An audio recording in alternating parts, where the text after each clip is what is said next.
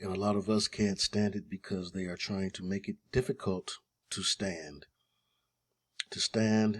in the midst with your whole full armor on. X has no value in mathematics until you assign a value to it.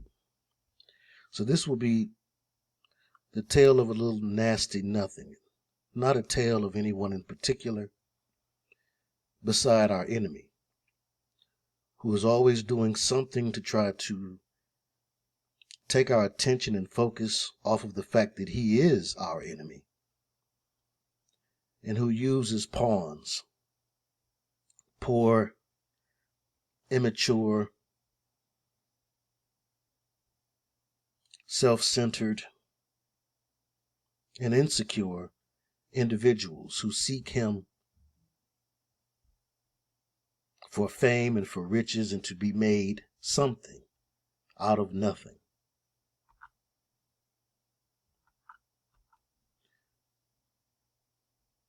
Let's first look at the name,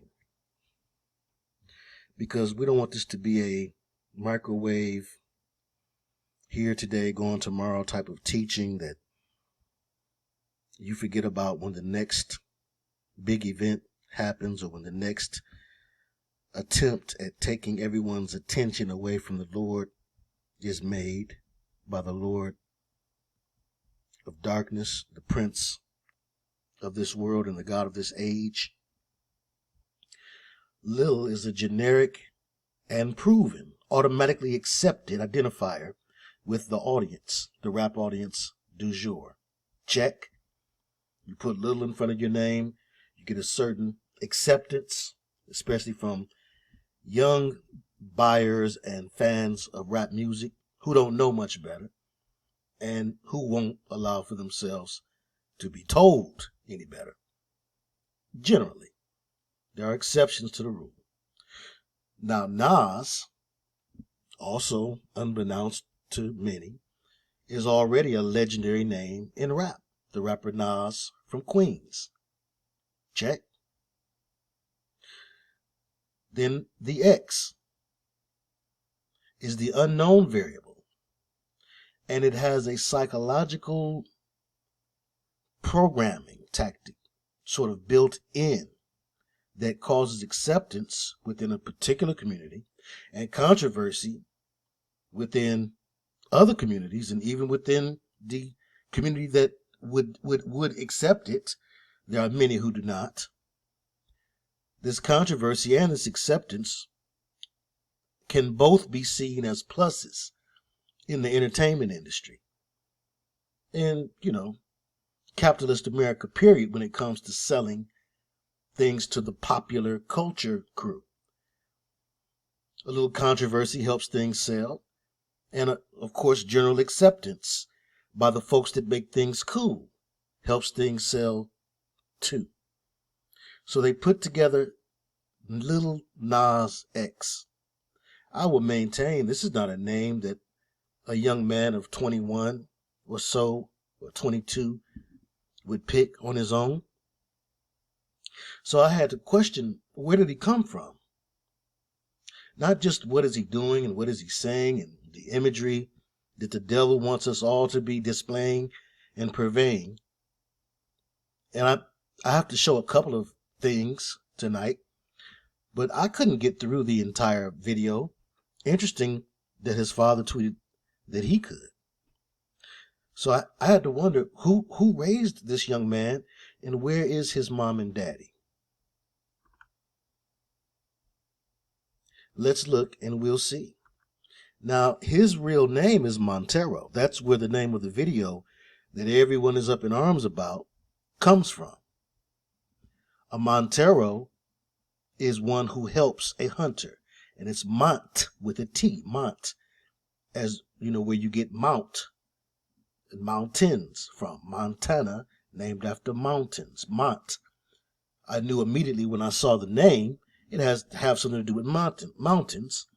And being of a particular age, I remember a rapper named Nas making the word Montero famous and popular among the quote-unquote black community prior to this Montero,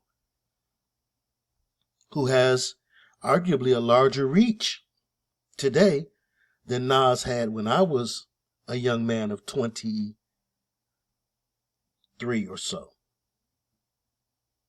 So the Nas of my youth is now old enough to be this Lil Nas's proverbial father. Interestingly enough, they happen to be on the same record label. But let's look at some more things, because Montero, again, I equated with Nas's line, a Montero Jeep.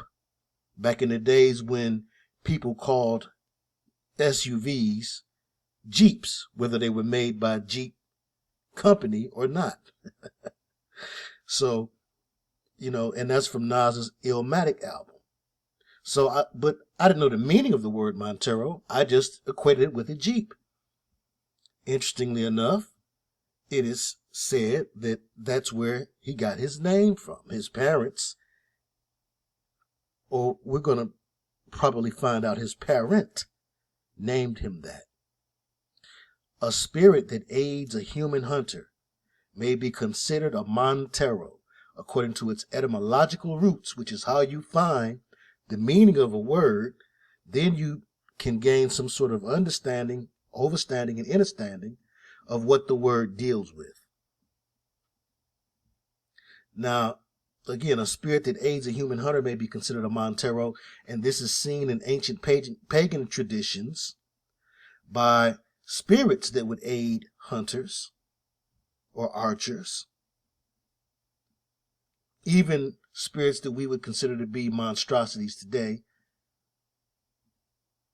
But in a more specific way, what we're going to find out in this video is how a human that aids a spirit that hunts can be called or considered a Montero, even if that which is hunted are human souls. So a Montero is one who helps a hunter. Who is the hunter and who is the helper? And there was the line, either cruising in a six cab or Montero Jeep, as famously stated in Nas's The World Is Yours, produced by Pete Rock from the album Illmatic, 1994, Nas's debut album, which was all the rage, and all of the top and most renowned and respected hip-hop producers at the time came together, despite whatever competitive differences they may have had, and they were all brought together through Columbia Records and the gatekeepers there. They were brought together to produce Nas's debut album, which was considered a classic almost instantly. I believe it got 5 mics from the source, one of a few debut albums to do that. And it is still considered to this day to hip-hop heads to be, quote-unquote, a classic. And it is this particular line in this particular song, one of the singles from Nas's album, the single The World Is Yours. That line famously put Montero on the map as a hot Jeep, because this was the hottest album by the hottest rapper at the time. Overstand, check.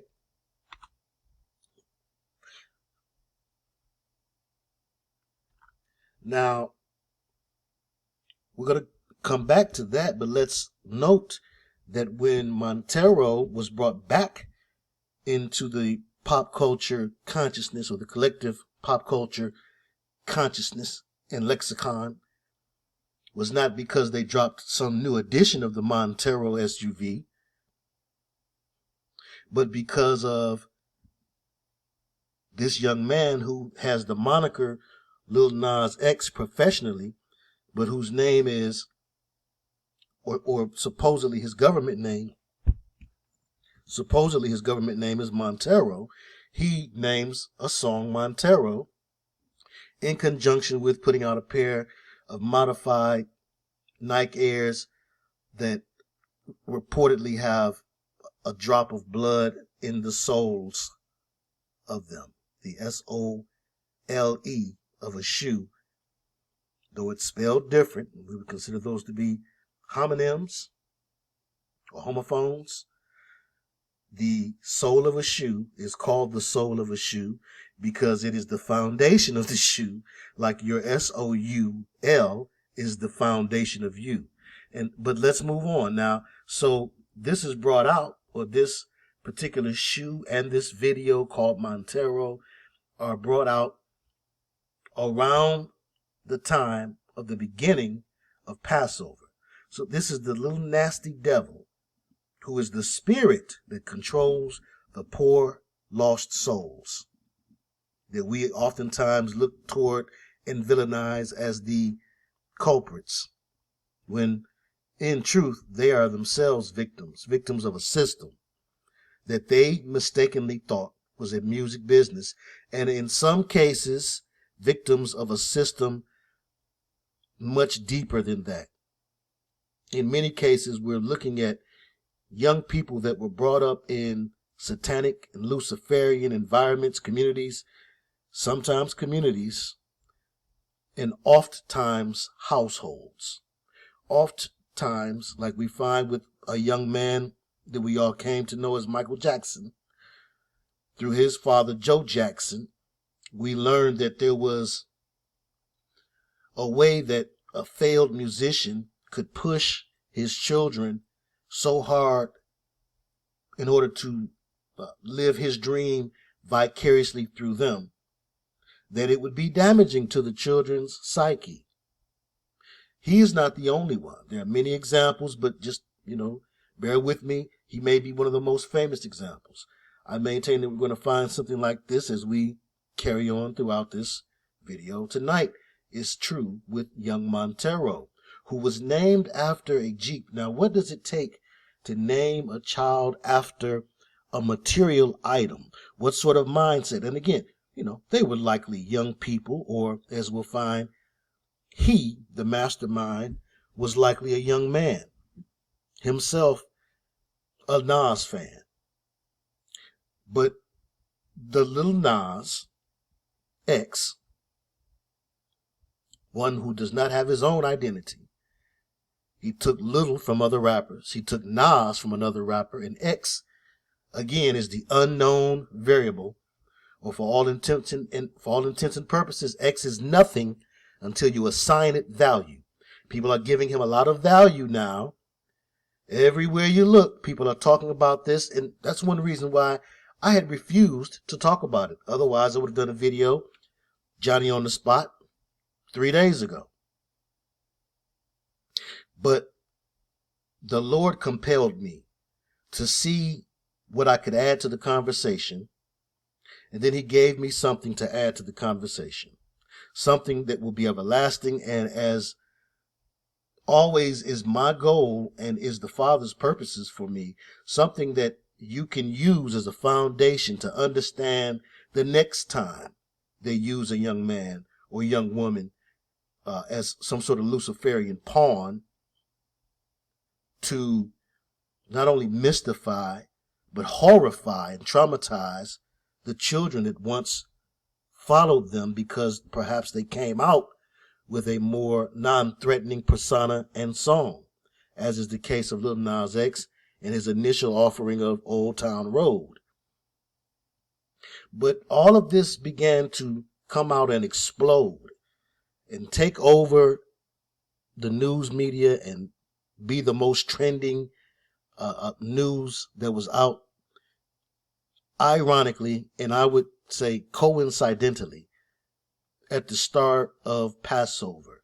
And this is not by coincidence. The devil always attempts to obnubilate the remembrance of the Passover.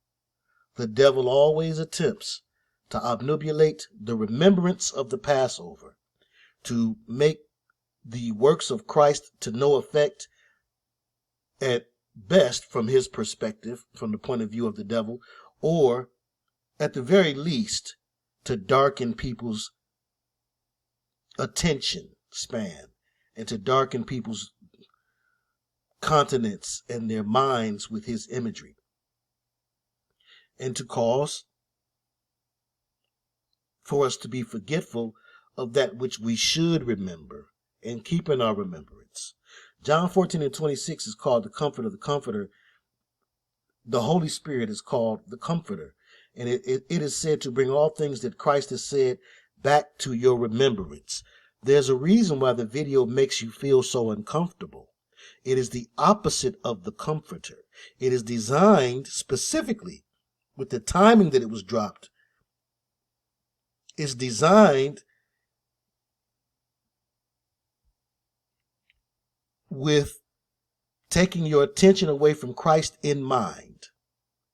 So as the Holy Spirit is supposed to cause for you to remember the things that Christ said supernaturally, this spirit, the unholy spirit that is over that video, and unfortunately over this young man, that spirit very definitely and evidently causes for you to feel uncomfortable, and it is causing for too many of us, believers and non-believers alike, to pay more attention to the devil and what the devil is doing than remembering what it is that the Messiah did. For all of us, even those of us who are not yet ready to accept or believe that. And I think that that is the devil's playing of chess and not checkers. He likes when we as believers, we Christians, like to get into a place of complacency.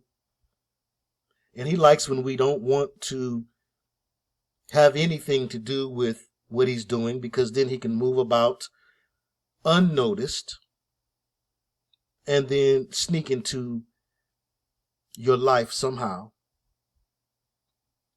But he also likes when we are totally fixated upon him.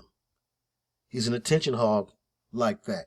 And especially when giving him attention takes away the remembrance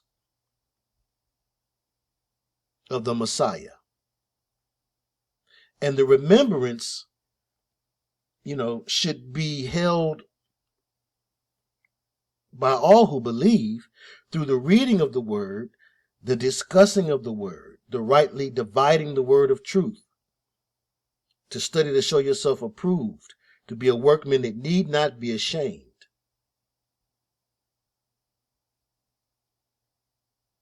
It's not about ritual recreations. That's things that became habits and traditions due to the influence of pagans, due to the time of the Israelites spending time in pagan captivity and in pagan territories where they were taught these practices, and even the priests adopted these practices. Sometimes it appeared to be good and effective, though it wasn't good, it may have definitely been effective ways to remember a thing. To do something by habit is a way to remember it. But are you really remembering something if you do it by habit? You're not remembering how to drive when you're driving, or are you? Doing something by habit is the key to messing up eventually. So this is taking us away from the practice of reading the word, which you will always get something new from every time you read it anew, and with other believers too, and from studying his word and rightly dividing it, which is something we should daily do. But this time is supposed to be a remembrance, because, these things are calculated by lunar observations, astral observations in general, solar observations, things that we are trusting give us some accurate representation of when the event should be held, or when the ritual reenactments should be done. But at the end of the day, it still boils down to rituals for the stars, for the moon, or for the sun. So rather than have those be done, we should indeed be reading about what Christ did, reading about what that means for us, which means to go beyond the Gospels to really understand the Passover. You have to go beyond the Gospels, and you do have to look back into the Old Testament and see what was meant by the original Passover, where the lamb was a literal lamb and the blood sacrifice was literal blood. And then what is meant by the modern or by the new covenant Passover, when the Lord did a new thing through Christ and did not desire the same types of sacrifice. So all of that has been lost, obfuscated because of the sensationalism that is surrounding what this young man has done, or rather what the devil has caused for him to be able to do. And all again happening on the eve of Passover. And again, this is not a young man named Lil Nas X. No guy of his age would name themselves after Nas and rap like he does. Let's just keep it a buck.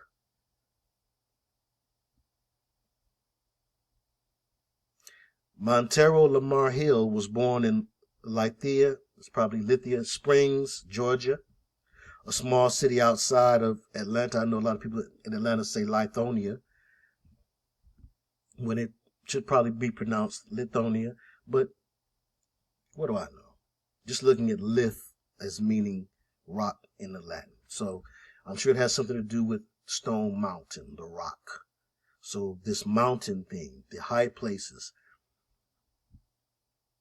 a constant theme, as we'll see, as well as the hunting, the hunter, those who hunt in the high places. He was named after the Mitsubishi Montero. This is what it says on the internets. And I'm pretty good at scouring the internets. There's folks that are much better, but I'm decent. I've been doing this long enough to know when I'm getting something from a reliable enough source. So he's named after the Mitsubishi Montero, but what is the Montero named after? What is the Mitsubishi named after? Many cars and trucks are named after many stars and planets and constellations. Why? It is because there was once a time when the ancient astrotheists, like the Romans, the Greeks, and the Egyptians, who taught the Romans and the Greeks. We know a lot of what the Egyptians did. We know a lot of what the Cometians did by looking at what the Egyptians did. We know a lot about what the Egyptians did by looking at what the Greeks and the Romans did. Because you can tell sometimes by the teacher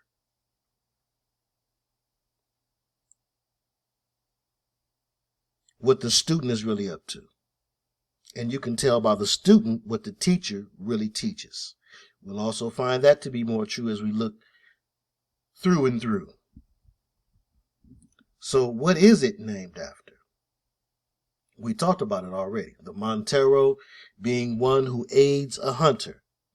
And again, there are many names. I remember a line from Brother J from X-Clan, who's also been caught with his hand in the proverbial cookie jar, engaging in the Crowleyan sex magic with underage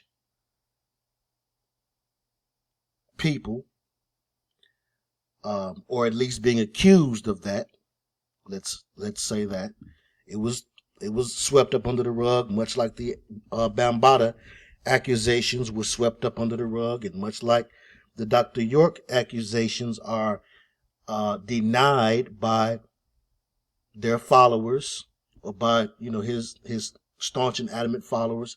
You find the same with the followers of the others that I've named, including Brother J and X Clan, folks who have nostalgia, or the spirit of nostalgia so tough on them that they don't want to hear any detracting away from the pedestal that they hold their heroes or their stars or their celebrated celebrities on top of. Anyone who tries to topple them from off of those pedestals will be attacked. But it is true, and an actual fact. And I believe the young lady that Brother J was accused of these things. So don't think that because I quote him that I'm giving him some shining endorsement. You know, again, I remember these things because I was very into these things. So I recall the line, the symbol of your car inscribed on a scroll. And I always wondered, what did that mean? And, you know, I've done many talks before over the years where I broke it down for folks, but this is for new people, and I'm just going to keep it brief. It's basically that many designers of products name their product after the spirit that inspired them. You may not know it to be a spirit. They may call it monster, or they may call it Nissan. But just because you don't know that that's a spirit doesn't mean that it's not a spirit.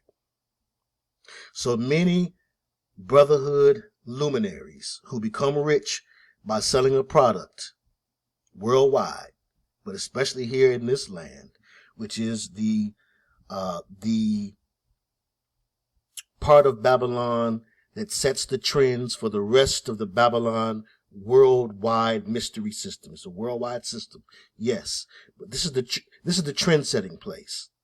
So many things that are made trendy and things that are pushed upon people as necessities when in fact they are not. Many of those things are named for the devilish spirits, mischievous spirits that inspire the inventors.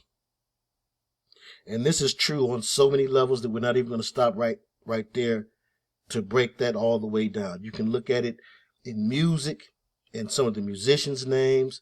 You can look around you and look at some of the products that you own and use, or the products that you may have bought others to own and use, and you can see it in the names of many products, sometimes in the symbol of the product more so than the name, as in the case of Apple. But they give homage, they give back, like we're supposed to give our talents back, especially being that talents were, at one time a form of monetary measurement, or a monetary unit, a unit of measurement monetarily, a talent. And it still is. But it's just that these folks believe really more in what the scriptures say than a lot of Christian folks and Bible-believing folks.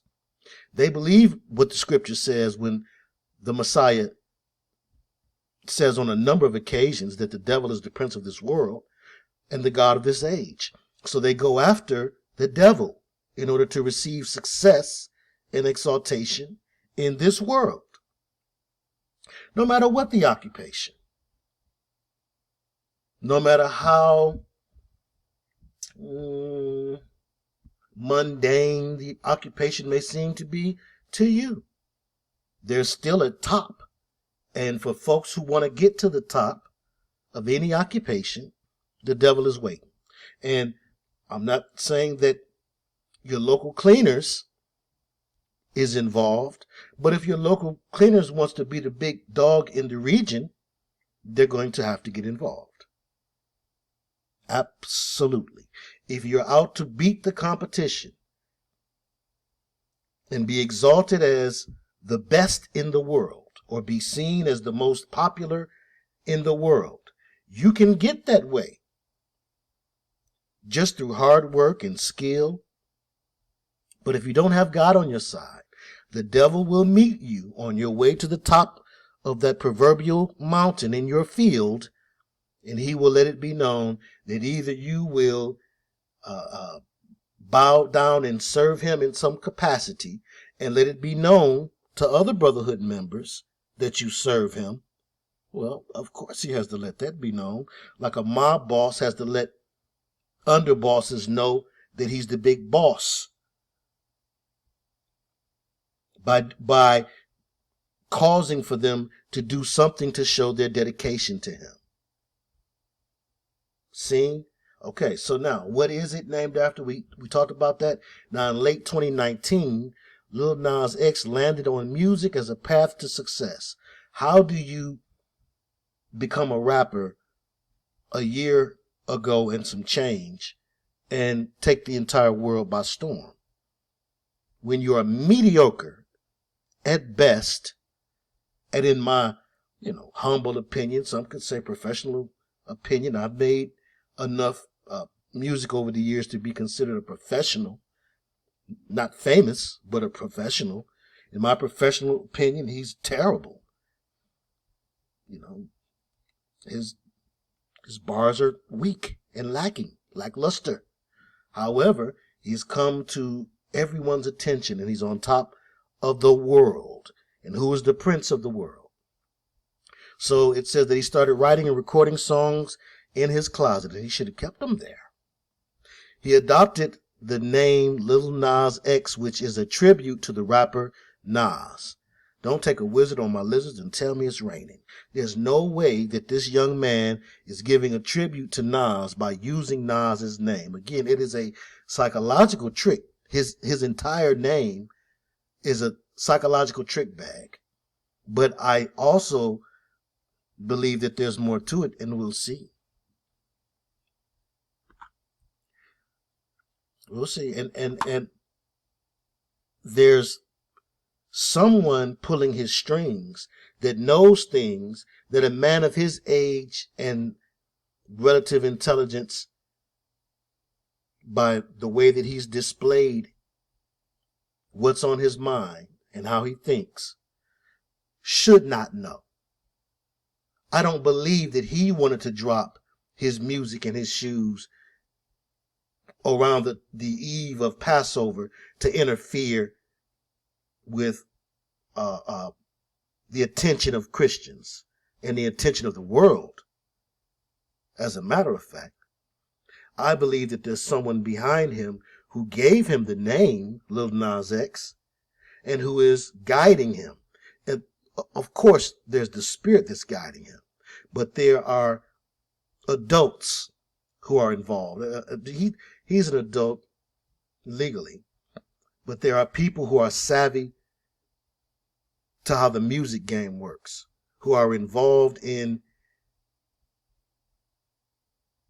creating a buzz and causing for him to be famous. People who understand not just how the music game works, but more importantly, how the spirit realm works. And the timing of the message proves that there's something bigger than him going on. It proves occult wisdom. So who is behind him?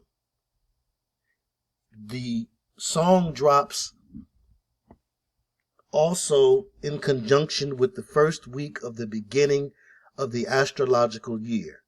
The astrological year would begin with the first sign, or rather, when I'm speaking about astrological year, I'm talking in terms of Aries being the first sign and Pisces being the last, quote unquote.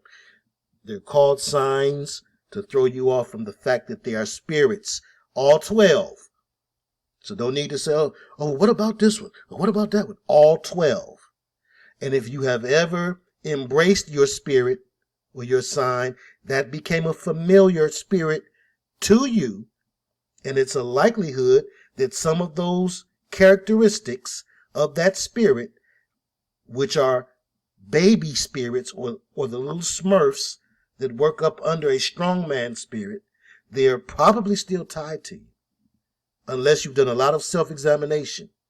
And I mean deliverance minister style self-examination. Not just baby bear square Christianese self-examination.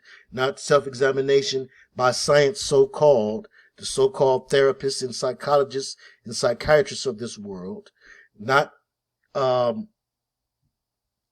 light or basic outer level self-examination, but true inner self-examination.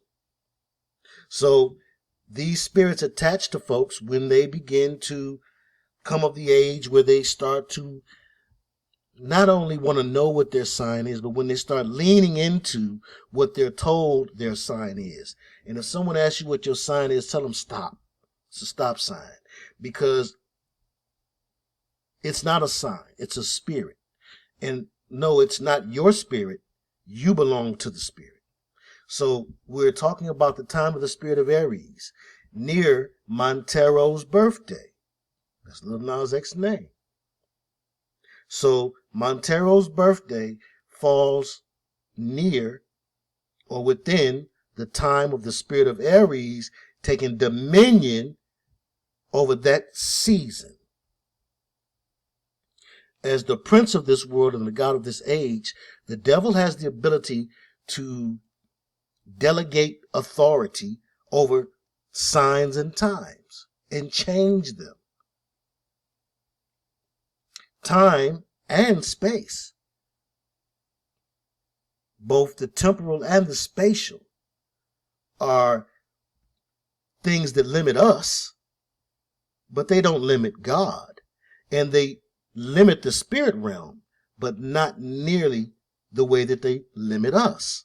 So in the spirit realm, there's an understanding of time and space that transcends our general understanding until we begin to look at those things and use the Holy Spirit to help us discern them. Jeremiah 33:3, calling out to the Lord for help understanding these things and why they are so.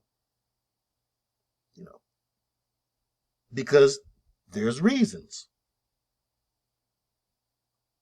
There are reasons why you have noticed certain things attempting or appearing to fall in alignment with what you may have heard or learned astrologically. There are reasons why. First of all, the devil cannot create not even a lie. Ain't that a shame? The devil cannot even create a lie. His first lie was built off of a truth. And every lie that he has told since is also built off of a truth. So there is a truth. The Lord has order. There's order to things. Something comes first, something comes last. Something comes second. Something is secondary, something is tertiary. So it is a lie and a way of denying the way of God to deny his order. One thing that the New World Order wants to do, one accomplishment that the New World Order is incrementally accomplishing, is to cause for people to deny God's order and to want to make everything this homogenized smoothie of all things, including sexuality, nationality, mentality, and other alities. So now we are in the time of Aries, which I hate that I capitalized with a capital A, but that was just to show that it is considered to be a name. A name as in a name of an entity, something with a personality. The spirit of murder, blood, warfare. They call it the god of war. These are no gods. They're spirits. There's the spirit of Taurus, Gemini, Cancer, Leo, Virgo. The list goes on and on. Libra, Scorpio, Sagittarius, Capricorn, Aquarius, Pisces. All 12 if I named them. If I didn't, that one too. Okay. So there's a time of spirit of Aries, and also, Aries is always looking for a woman. If you played the video game, you know that, God of War. But if you've read anything about Aries, you understand that Aries is supposed to be the quote-unquote dominant male energy or entity, as the case may be. The dominating spirit, the alpha male, if we were talking about the animal kingdom. And we might as well be when we're talking about devils. It is to dominate. And B number 1, it's the first of the devils delegated to run things. And it's looking for a mate. The mate is Taurus, which is the spirit that represents the spirit of witchcraft, the witch, the mother goddess, the dominant woman, the Jezebel spirit. They get together, they have a child. The child is represented by twins, one to represent his way and one to represent her way. Ironically, usually it's supposed to be the daughter that represents the way of the father and the son that represents the way of the mother, astrologically speaking. But they have these twins, which is, again, this is the astrological version of what you know to be Osiris, Isis, and Horus, or Osir, Oset, and Heru, or Nimrod, Semiramis, and Tammuz. The list goes on and on. You can go through the Roman pantheon, you can go through the Grecian pantheon, you can go, and Zeus, like the Ares, was always looking for a woman. He was always trying to sow his wild oats. This is also why we often will see this spirit represented by the stag god. And this is also why fertility is a big deal during this season. He's looking to impregnate. He's looking for that woman he can sow his seed with. And in the spirit realm, this is exemplified by this murder spirit, the blood being given, or the sacrifice being given, so that the earth will yield good fruit towards the earth sign. The sacrifice, the child thrown into the fire, Aries, the fire sign. The children that go ever which way, blowing like the wind. Gemini, the air sign. So you have this time of Aries always in conjunction with the time of the spirit of Ishtar, Easter, because the blood, it's blood sacrifice time. There are several harvest times, okay, that are expressed in different ways. This particular harvest time, or the spring equinox, is the time of, or rather, this time is supposed to be, or the coming of spring represents the springing up.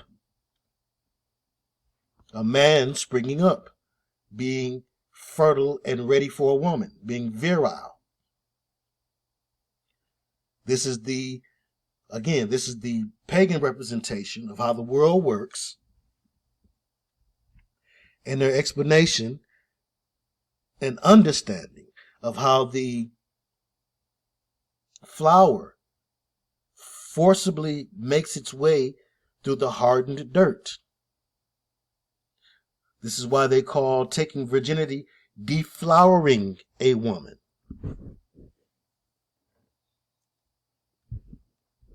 So it is during this time that you will find blood sacrifices taking place, not only on the date itself of, say, generally they will say that Aries is in effect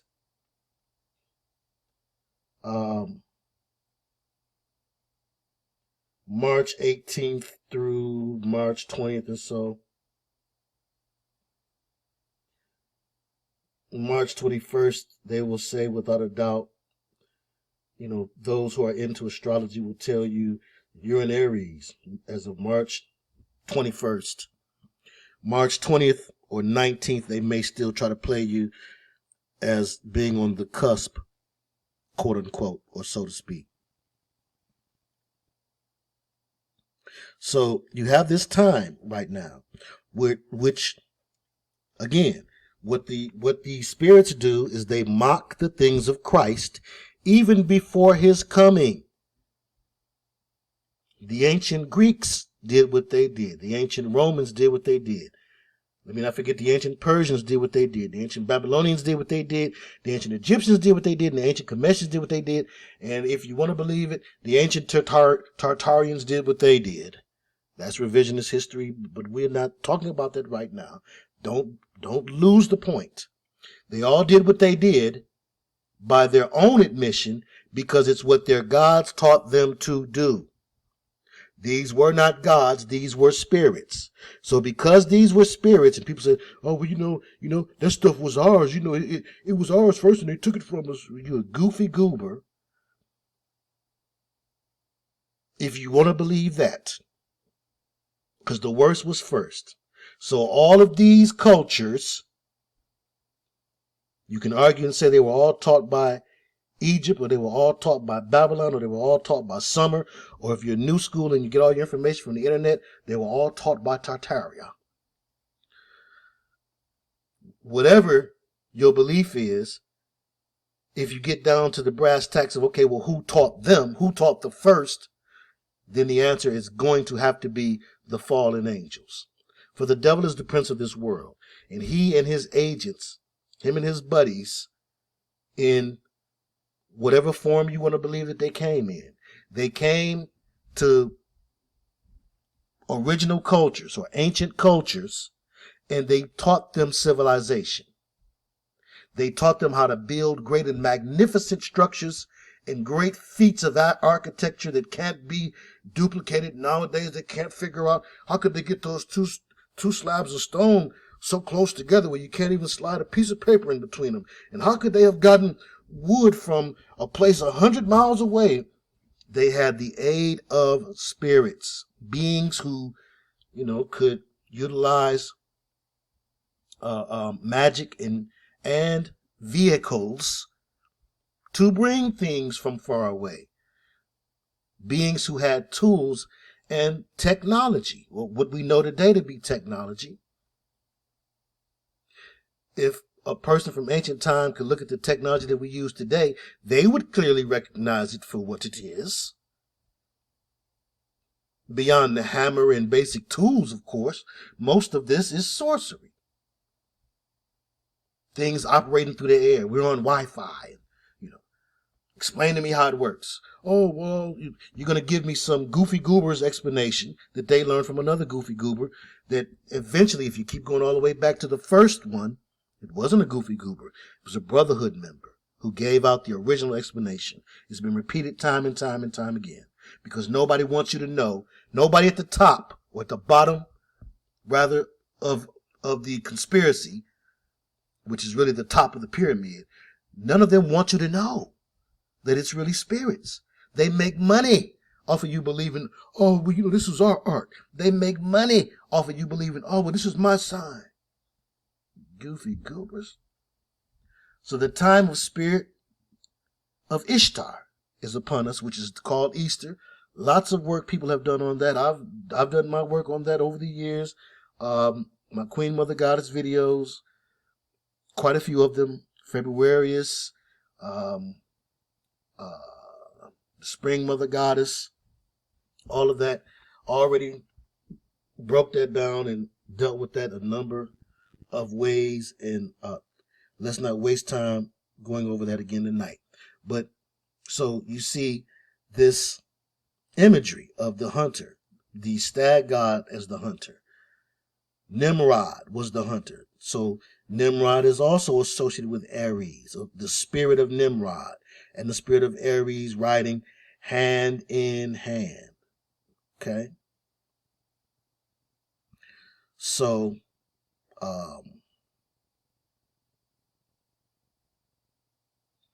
this is the time where you see these things being brought forth or springing forth in front of the public eye.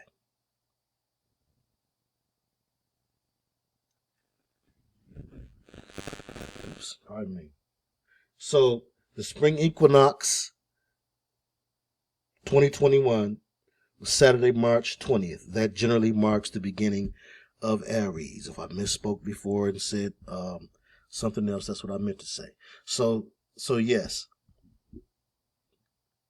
And this is, again, this is the time of not only the spirit of the blood and the war, but why is he going to war?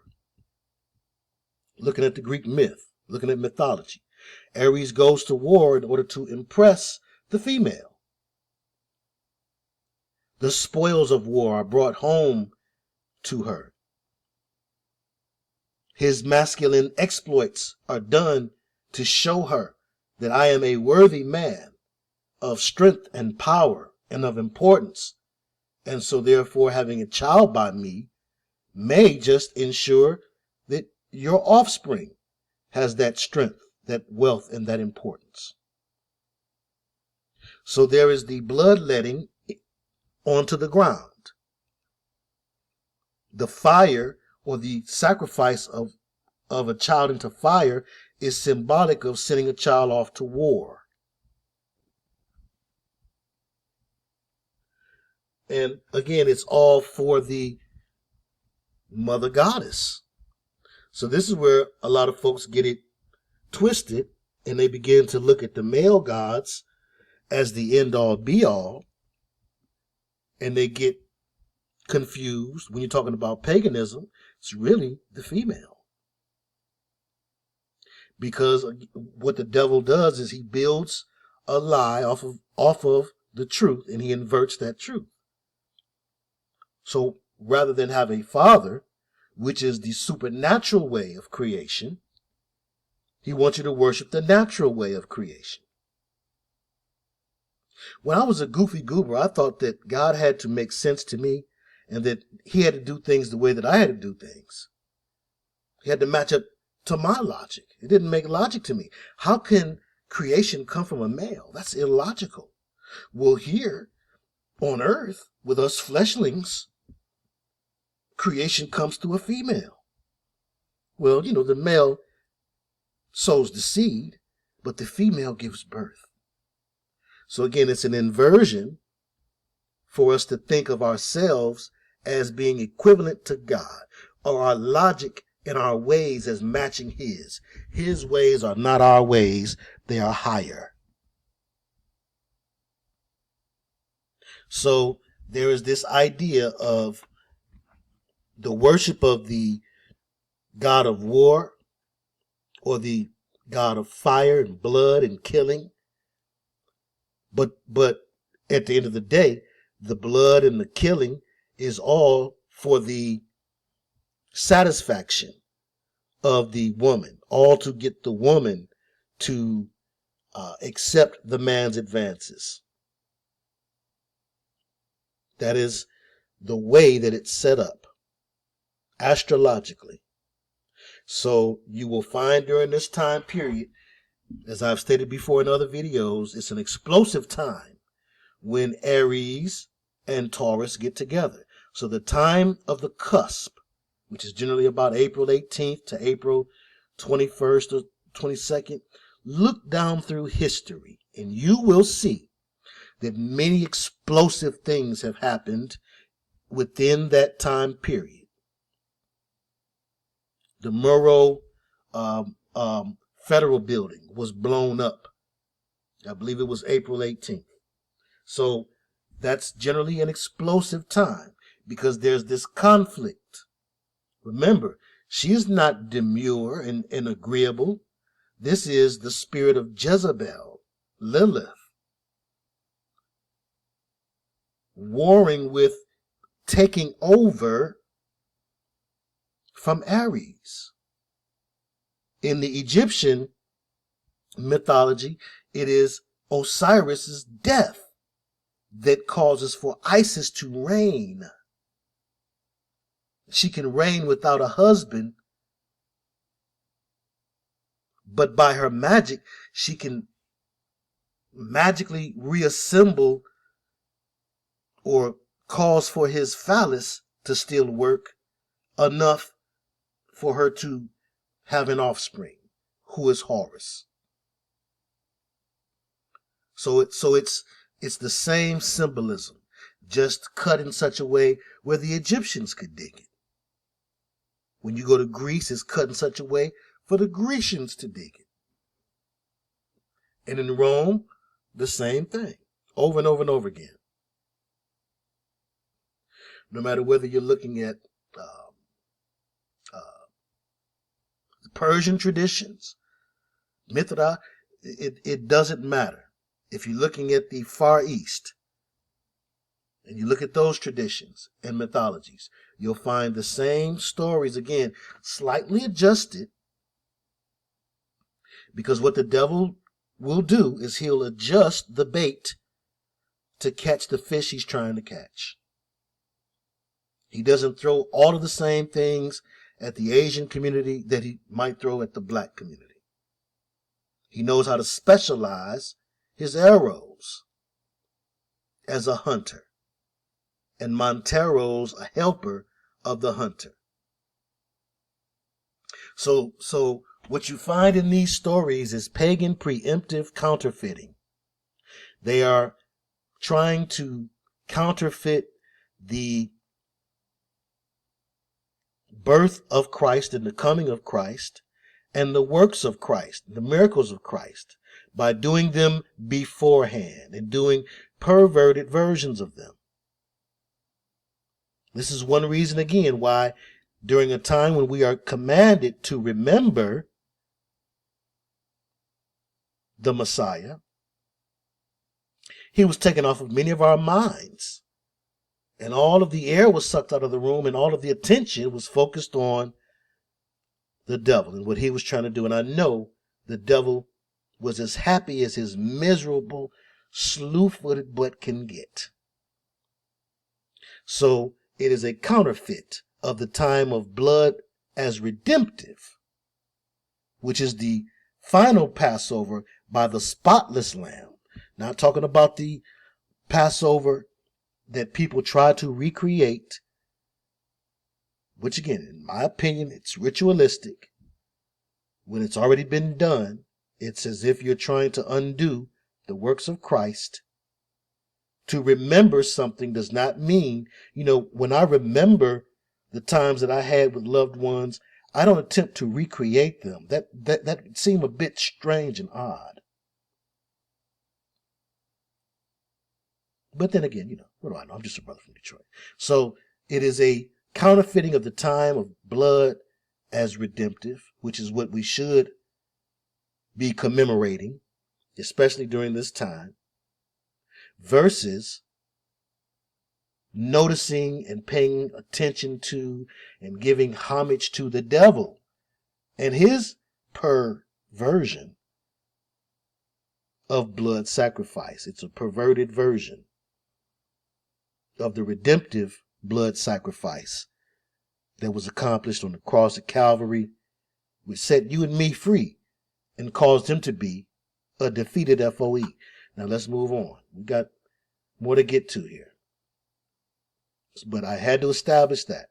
So the day after March 15th, the Ides of March, again, that's when Julius Caesar was set up and killed by his homie Brutus and crew. And that also happens to have been a landmark time when the Roni was brought to all of our attentions. Yes, it was the Roniversary. About 313 to 315 was the Roniversary. Do you know what today is? It's the Roniversary.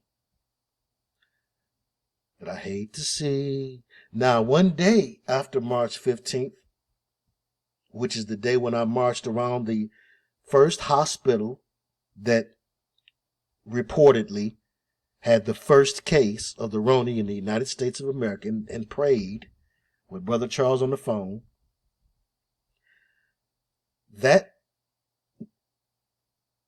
or the next day after that, 1 year later. So really, 1 year later, we have another blood offering. And the Roni was the blood offering through adrenochrome, or the fear that was in the air, all of the fear and anxiety that it caused people. Fear pumps through the blood. And the devil will take blood sacrifice, whether it's literal, proverbial, or whether it is actual, in some other way than what we would expect. Believe it or not. Just like energy vampires. I was listening to Art Bell one day some years ago when he was still on the air and still with us. I do believe he's passed on. But anyway, he had a person there who was a head of the Vampire Church of America. And he was saying how he was lying, or he was embellishing, that, well, we no longer drink human blood. Yes, they still do. But we get satisfaction from the fear energy, from the excitement energy that causes for adrenaline to rush through the blood. And so there's a way that the adversary gets homage and honor. Again, he'll get it any way he can get it. He'll get it cheap. If you come cheap, he'll play you cheap. But he'll get it any way he can get it. But he does prefer the straight up spilling of blood and the straight up torment and torture and trauma from said spilling. So he likes to mark the days when blood was shed, and folks always remember it and mark it and honor it in some way, shape, or form. He likes to take those days as his quote unquote unholidays. So he will usually mark March 15th, or the Ides of March, with some sort of symbolic mirror event to hail the coming super king. Because again, looking astrologically, the spirit of war, blood, or murder is about to take over, and people worldwide who are into astrology are going to acknowledge it and recognize it and honor it. So it's giving honor to that spirit. So March 15th is on the way to about a week away from giving honor to that spirit. Now we're a week in to giving honor to that spirit, or rather, we're 1 week after that spirit has taken over as the dominion or the principality, the spirit of wickedness in control, the super king in control. So one day after March 15th, you had on March 16th, this guy, Robert Aaron Long, in the Colorado shooting. And they like to do things in Colorado and have done things in Colorado for some time, because it's one of the strongholds of the elite who believe that they can hide off in those mountains there and be safe from the wrath of the Most High God. Of course, they're wrong in that assumption. But yeah, this young man, or the suspect in the shootings of 8 different people around the Atlanta area, and Atlanta represents Atlantis. This new Atlantis, or this idea of the new world order, is often symbolized by Atlanta, which is named after Atlantis, the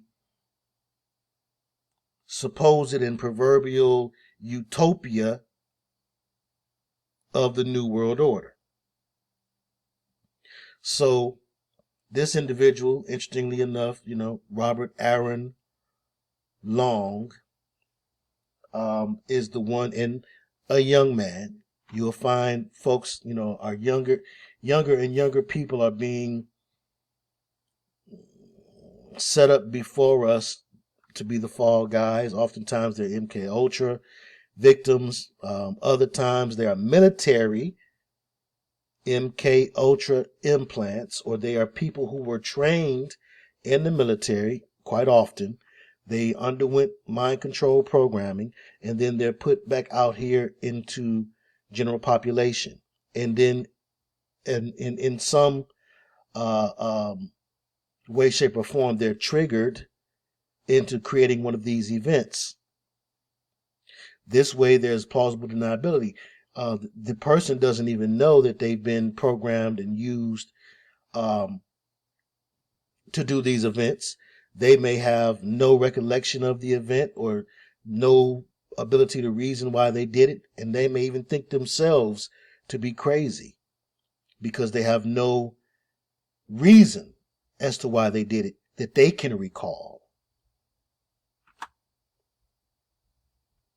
And yes, where he shot and killed the people was called the King Super. Understanding what that means, Super King is really what it is. What is the Super King? The that's a proclamation of rulership over this world, the Super King of this world. And he wants to proclaim himself that because he's been given the title of prince and the god of this age. And there's only one true and living father of Abraham, Isaac, and Jacob, who is the king of everything. But this hunter of souls, who does indeed express himself as a centaur in the or using the guise of the spirit of Sagittarius, the hunter. The devil is the hunter, like Nimrod was the mighty hunter. And here you see this young man has a hat on from Matthew's archery. Interestingly enough, but we have a lot of stuff to get to. We're not going to stay on that, but note that, check.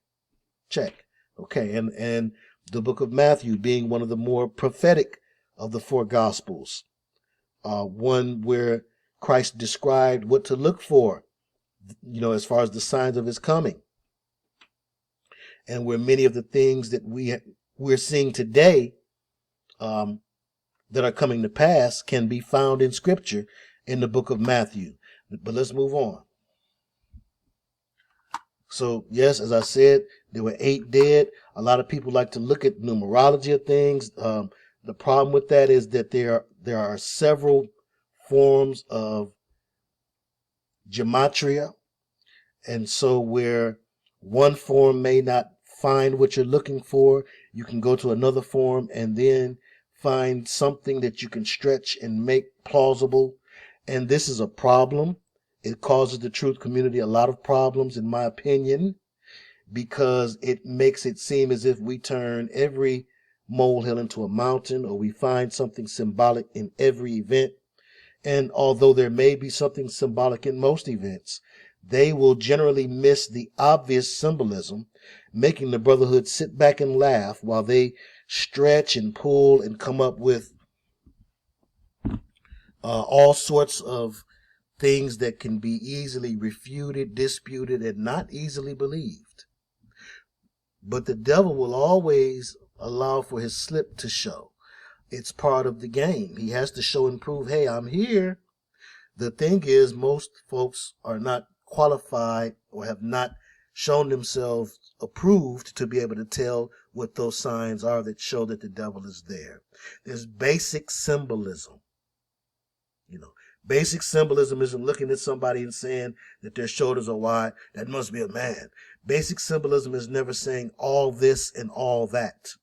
Oh, well, all of the rappers are this, or all of the entertainers are that. Because as soon as a person finds an example that proves that theory to be dubious at best, then you look like a fool, and the rest of us truthers do too. And now you've lost someone who may have been willing to entertain some more plausible ideas had you been able to recognize universal brotherhood symbolism and explain the meaning of it, or at least the first degree meaning of it. But a lot of people don't understand universal symbolism. So there's talk about the 8, and 8 being Saturn. When I first started learning about the Illuminati and NWO and the unseen hand and whatnot, reading Ralph Epperson, reading Will Cooper, listening to things that my old man would say, nobody was talking about Saturn. Jordan Maxwell helped to bring a lot of people's attention, in my opinion, undeservedly so, to Saturn, and looking towards Saturn as, oh, everything is the cult of Saturn. Everything's not about the cult of Saturn. A lot of Brotherhood members don't belong to or have anything to do with the cult of Saturn, but what you will often find, and some of them have nothing to do with the spirit of Cronus, but what you will find is they will all have a belief that they're going to live forever.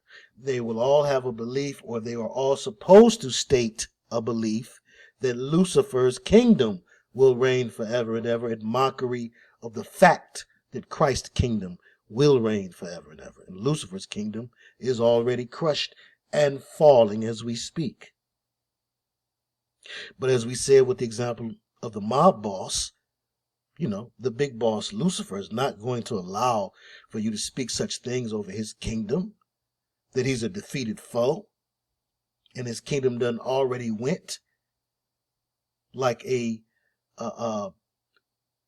train. When you stop a train, when you apply the brakes on a train, it may take a mile or two for the train to actually stop, depending on how much of a load it's pulling and how fast it's going. But you still stepped on the brakes. So the brakes have been stepped on. They've been stepped on for Lucifer's train. We are on the train as it's coming to a halt. It has been done. He's been a defeated foe. So he likes to use 8 to declare that he will be here forever. And in the case of the Ouroboros, which can also be expressed as a 0, it shows the snake eating its tail, showing and proving, because he likes to execute duping delight on the initiated and the uninitiated too. He's just that cruel. So when the Ouroboros is a circle, or the circular depiction of a snake with its tail in its mouth, not the figure 8 shaped snake, but the circle, then like in the case of the logo for Lucent Technologies, you can look that up on your own. When the Ouroboros is the snake eating its tail in that fashion, or using that symbol, it is to show, well, hey, eventually, and even with the 8, eventually, if the system keeps feeding off of itself, eventually it's going to keep chomping and biting and eating inch by inch more and more of itself until, boop, there is no more. Knowing that the kingdom is going to have to come to an end. But again, feeding off of fear during this time, feeding off of blood during this time, feeding off of war. The war that's been waged in this modern era, I would dare say in the past half a decade to now, or more, the war has been race war, or quote-unquote so-called race war. They're bringing in different communities to engage in that war. As is interesting, in Atlanta, a lot of people know it for having such a high concentration of black folks. But then here you have this rise in attacks that had the Asian community on edge, quote unquote, and it was supposedly facilitated by a young white man. So here you have, again, the black and white chessboard game as it applies to keeping division between humans. It's important that the devil sow division. It's not division to acknowledge the differences in nationality. It's actually division to ignore them. Why?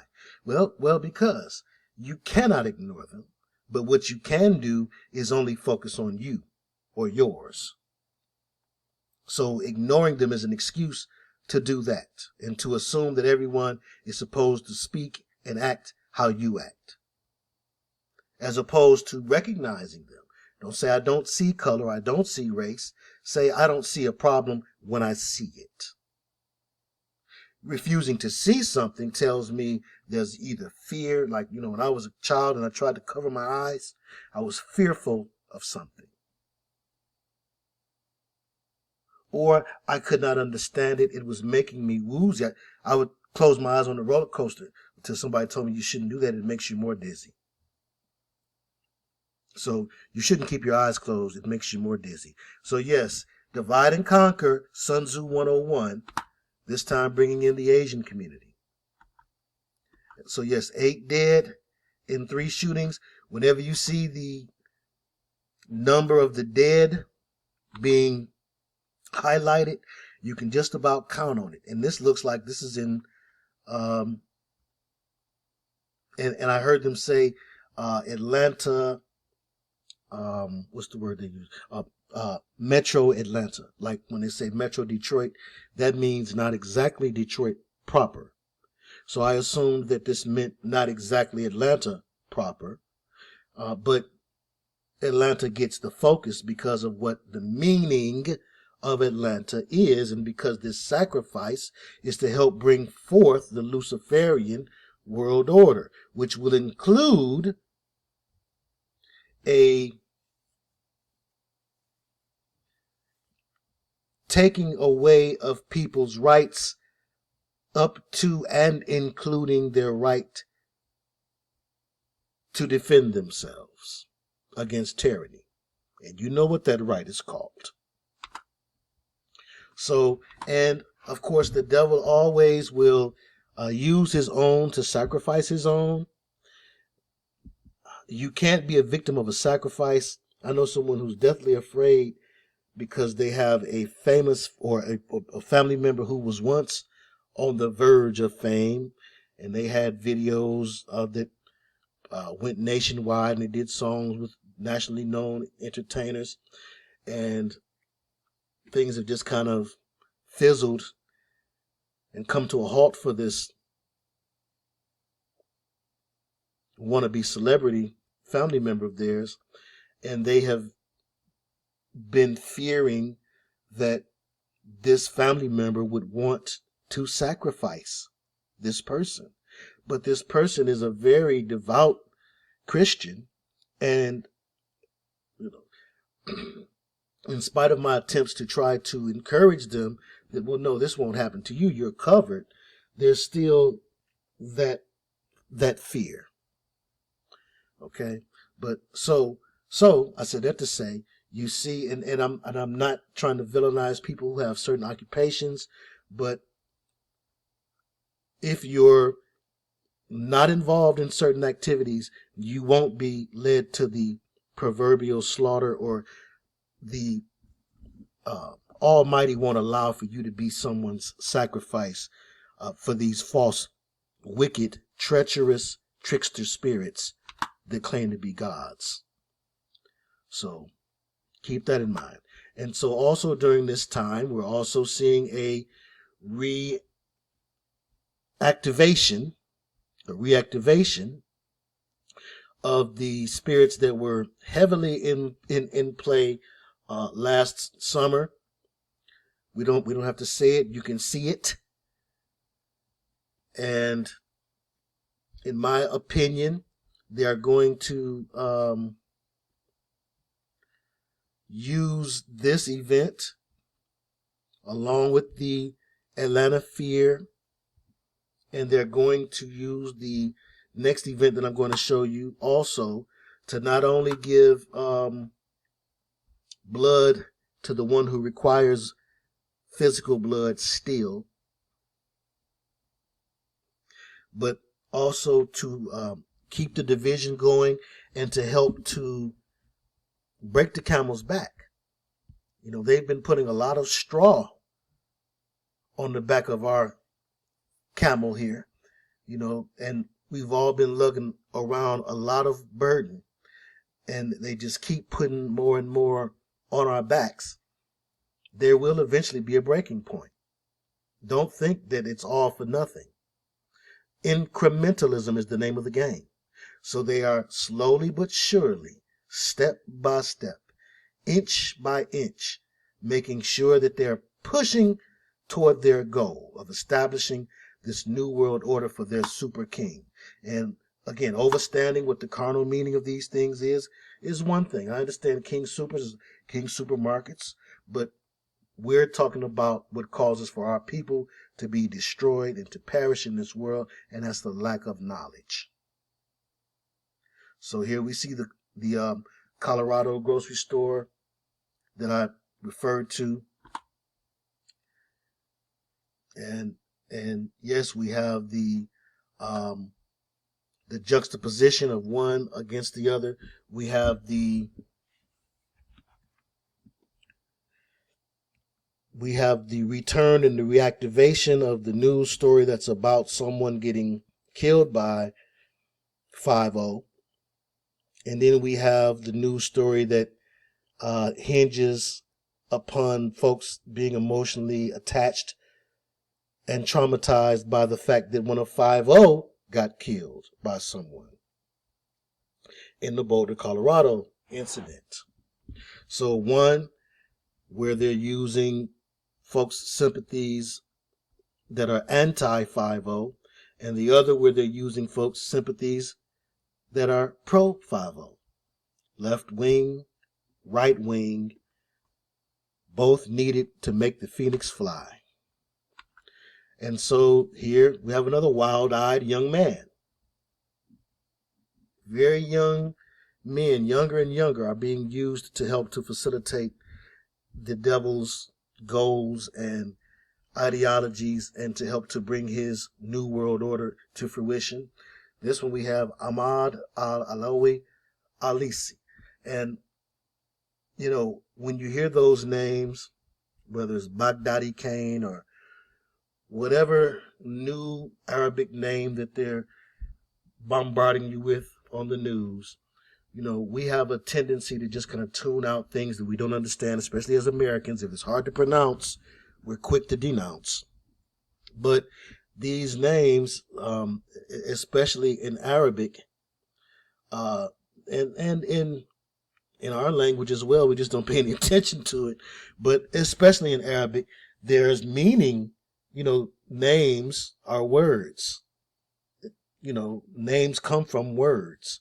And so there's words. So I wondered, what did the words Ahmad al-Alawi Alissa meant? I wondered. I said, well, what do these words mean? Is there something that we can glean from looking at these words? Well, Ahmad is praiseworthy or commendable, and al-Alawi, I think that was the part, if there was anything to maybe glean something from.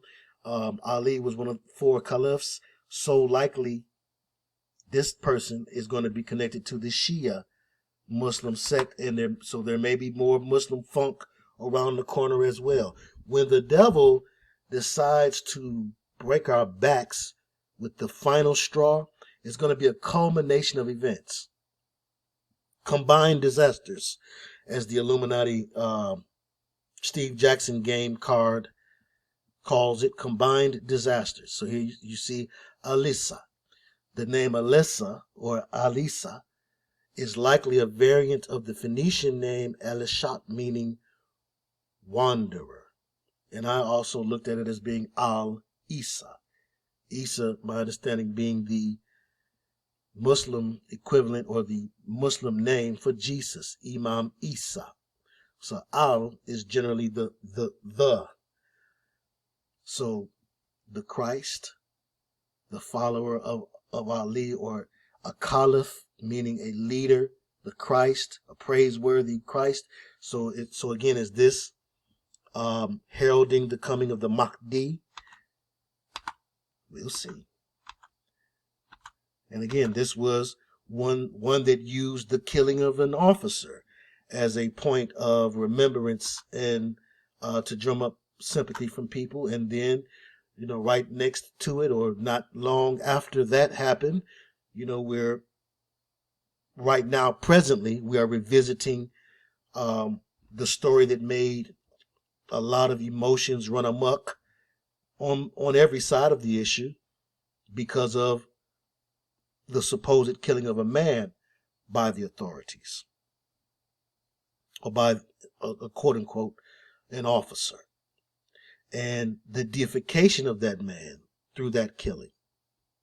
See, through death, like in the Imaginarium of Dr. Parnassus. If you get a chance, watch that movie. It was Heath Ledger's last performance. As a matter of fact, he didn't finish playing his role before we're told,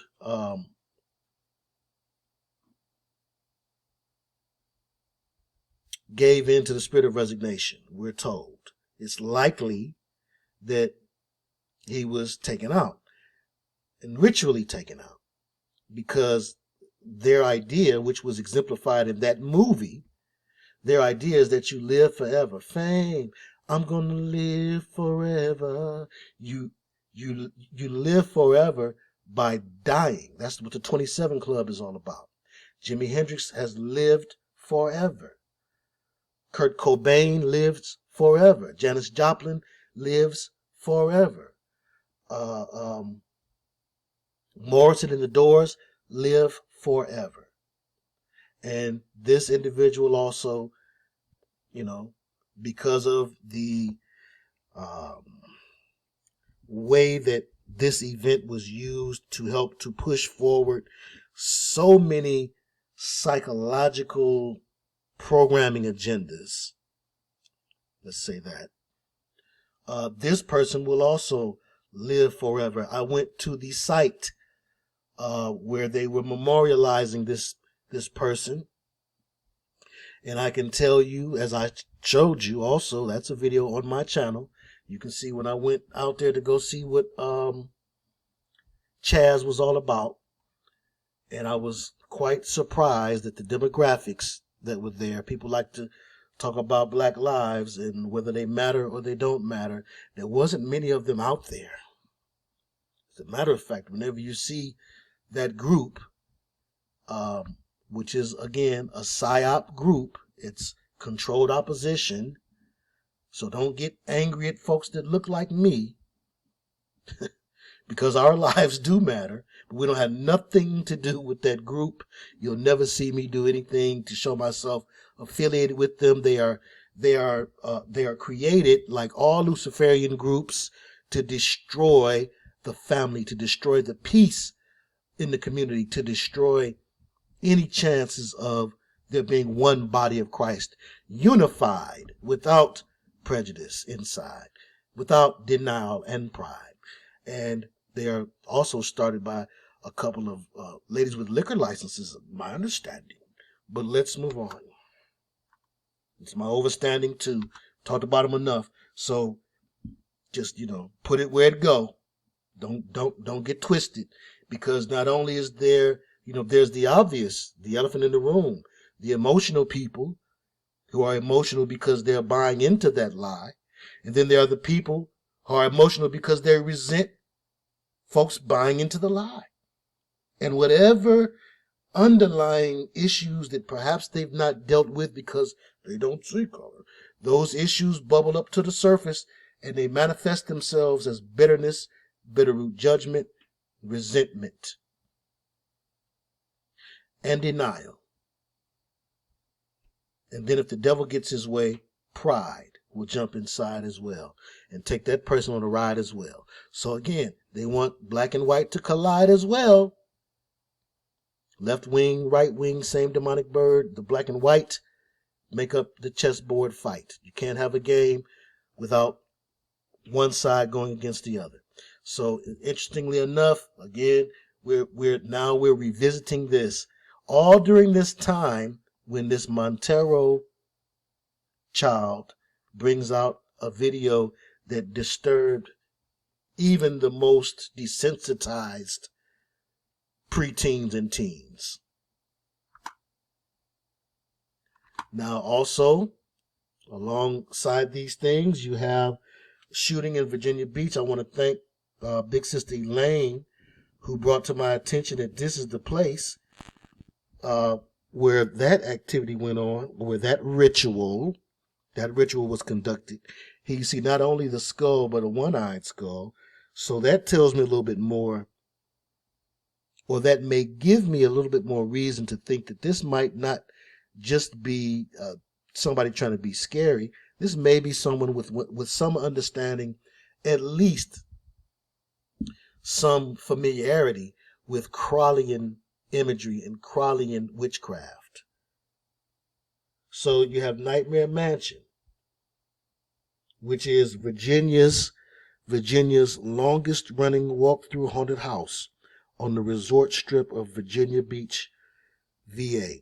And you had a shooting there where, ironically and coincidentally, again, here we have, these folks that use these initials and don't put vowels in them. I like to help them out and add some vowels. Can I buy an A? How about an E? Blame plans protest against officer-involved shooting at VA Beach oceanfront.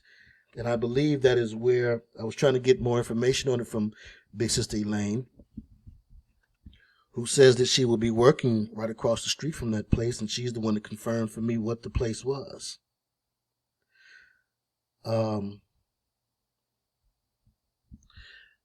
But I believe that this is nearby where Brother Charles, myself, Sister Minister B, Unique B, her husband, Brother Minister Dan, and his brother Minister Rob, along with Brother Minister Charles and I, we all put our feet in the Atlantic Ocean, and we joined hands and we prayed over this area. And that was what, 2016, I believe. But actually, it was about 11 blocks north, she says. About 11 blocks north. Of where this haunted house is.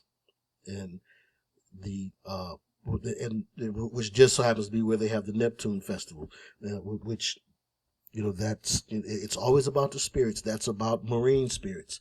So being that it's off the water, you can bet that the sacrifice was also enjoyed by marine spirits.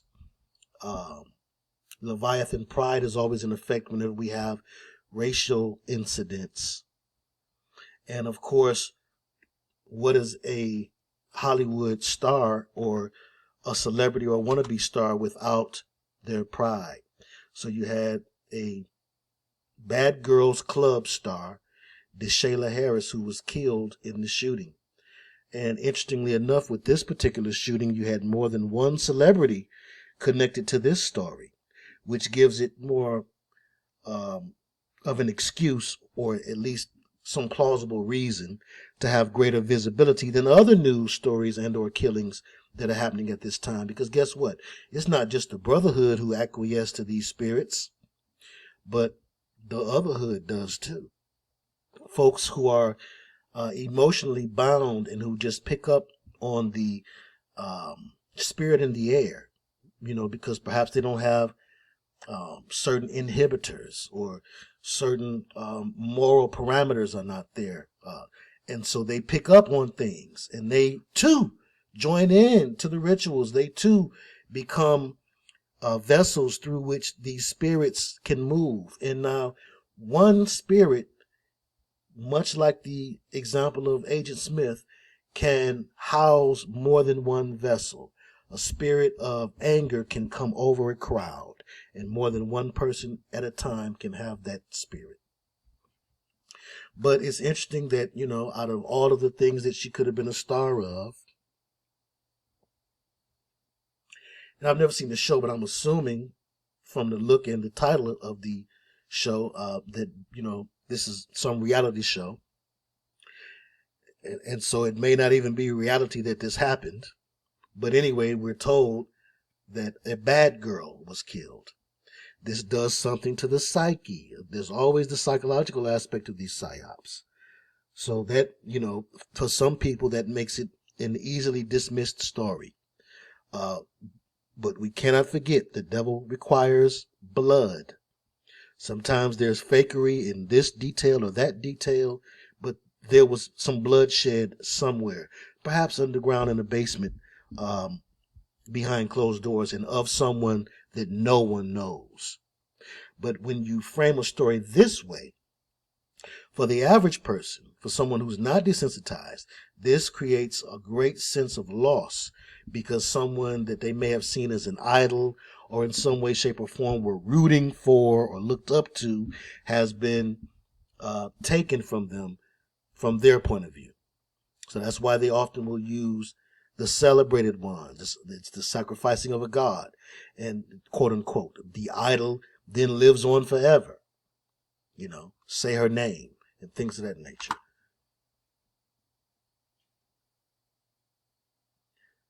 But she wasn't the only celebrity that was connected to the story. Let's hear. More about 25-year-old Donovan Lynch. According to Pharrell Williams, the pair are cousins. In a post on Instagram, the music artist and Virginia Beach native said that Lynch was a bright light. He wrote that it's critical for his family and other victims' families to get transparency, honesty, and justice. We've learned that Lynch was a volunteer with the 2019 Something in the Water Festival. The organization behind the event also tweeted condolences for the family today. Friends have described him as intelligent, kind, and passionate. A memorial is being planned for him at the ocean front tomorrow night. Something in the water. I'm not saying that the guy that read that story, that works for Wavy News or whatever, is a Brotherhood member. I'm not saying that he's not. He probably is. But he doesn't have to know what he's reading. He's reading a copy. And as we've looked and seen before, and as I've shown in past videos, I've got almost 800. I probably have more than 800 if you count the ones that they've blocked and taken down. But I've shown in other videos how, all across the nation, they read the same news stories, oftentimes the same way. Local news will have to change because some things might happen on the west side of Detroit or the east side of Detroit, and y'all won't hear about them in, let's say, Cincinnati or Los Angeles or, Mississippi or wherever, because you're hearing what happened in your local news, or in your locality, your local news is reporting certain local events. That's how they keep the game looking like it's not a game. But in reality, the main stories, the major stories, the nationwide stories, and especially the fluff pieces are always, or just about always, mass produced. The stories about, doctors say that having a little coffee is good for the heart. Those type of stories, especially. But a story like this here, he was a source of light, something in the water. And I always look at names and Pharrell's affiliation with the story. Pharrell is in the crew. He's Brotherhood. He's got to be Brotherhood. But I look at the last names, and the name Lynch during a time such as this, I mean, they're duping the light is, it's insulting. It's so sad that you have to laugh at it. Sometimes you got to laugh to keep from crying. It's really insulting because they really do believe that they've gotten the general public to be so dumbed down and stupid and stupefied by everything that they can run very obvious game past people. And, from the Diamondbacks, because these are serpentine spirits oftentimes there's serpentine spirits at play. Not always. There's a variety of monsters involved, a variety of spirits rather, who can take different physical forms. But there's also the ancient spirit class of the serpent. And, who is the deceiver? So if there's some deception going on, that could be one thing that you could point to. But another thing would definitely be the name Lynch, which they directly, I looked up the etymology. They directly tie Lynch to the term lynching. And they say that the man who first popularized the term or the idea of lynching is where the word comes from, and that's not how words work. I know better than that, and I'm just a brother from Detroit. Words don't work that way. Words are invariably, originally, or names, people's names come from a word, not the other way around. Sometimes, pardon me, not solely the other way around. Yes, it comes from a man named Lynch, but his last name came from a word. They really give you the runaround about that word. I said, well, I bet you if I look up lunch, I'll find it. Because generally, the way words are designed, you can take out the vowel and you can tell the origin of the word. Generally. Exclusively, no.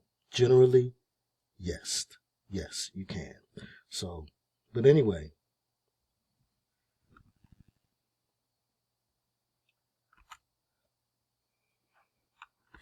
Oh, and on one hand, with the Virginia Beach thing, you have the public up in arms, like or similarly to the GF event. You have the public up in arms about someone being killed by the 5-0, and then with the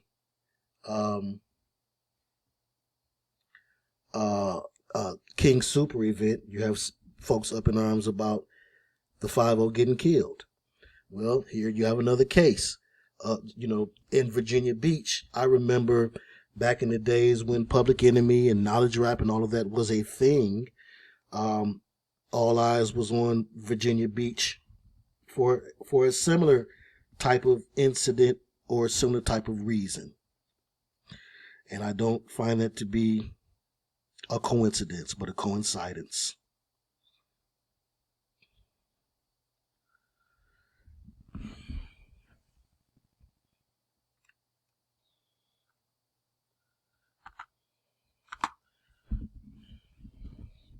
And even Chauvin, which,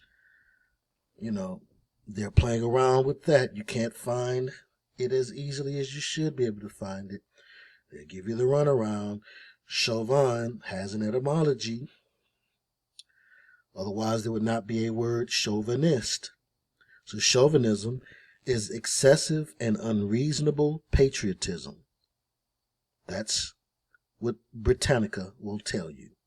So you have Chauvin, one of the cops, or the first of the cops, or the main cop culprit, who, quote unquote, or the villain in that theater production, who is on trial now, and you can bet on something coming from that.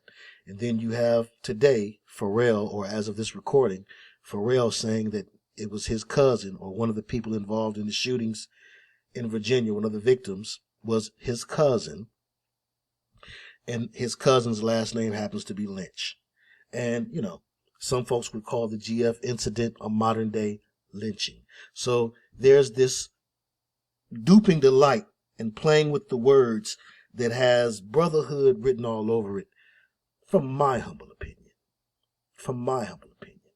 So, and the closest thing that they can do is connect lynch to a Gaelic word, longsich, which means mariner, and it was Virginia Beach. But as I looked further, I did find that lunch was connected to lynch, and lunch is supposedly from a hunk of meat or a hunk of cheese. So you can connect lunch, lynch, and picnic, but that's for another time. So let's get into the thing that a lot of people came here to get into. Now that we have some understanding of the time frame that we're in, the meaning of the name of the individual, and now let's look more at some specifics. As I said, Montero is a Spanish surname, meaning the occupational name for a beater or other assistant at a hunt from an ancient derivative of monte, which as well as meaning mountain or hill. Monte, mont. So this is an assistant at a hunt. This is the name of Lil Nas X for real, his real first name. His parents named him after the Montero Jeep. Montero Jeep is named after an assistant to a hunt or hunter. Check. Now, perhaps you could imagine a mother who is struggling with drugs or from a particular environment growing up in the projects, as he stated that they did.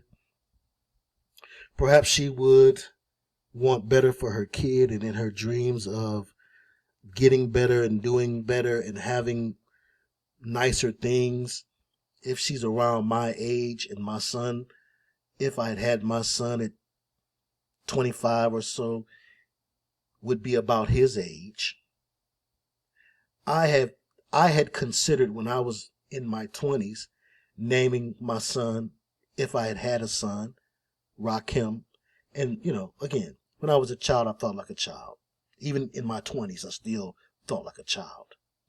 So I could see someone having such an affinity for rap when they're young or whatever, and especially, folks who are really hooked on the golden era, who really have that nostalgia spirit or whatever. I could see them wanting to name their child after something that rap influenced them to like. So they named him Montero, and it was Nas who again made the Montero famous. This I know. So it is quite possible that we're stretching here. But according to all reports, including his own, his mother is a drug addict, or, I would have said she's struggling with drugs or something like that.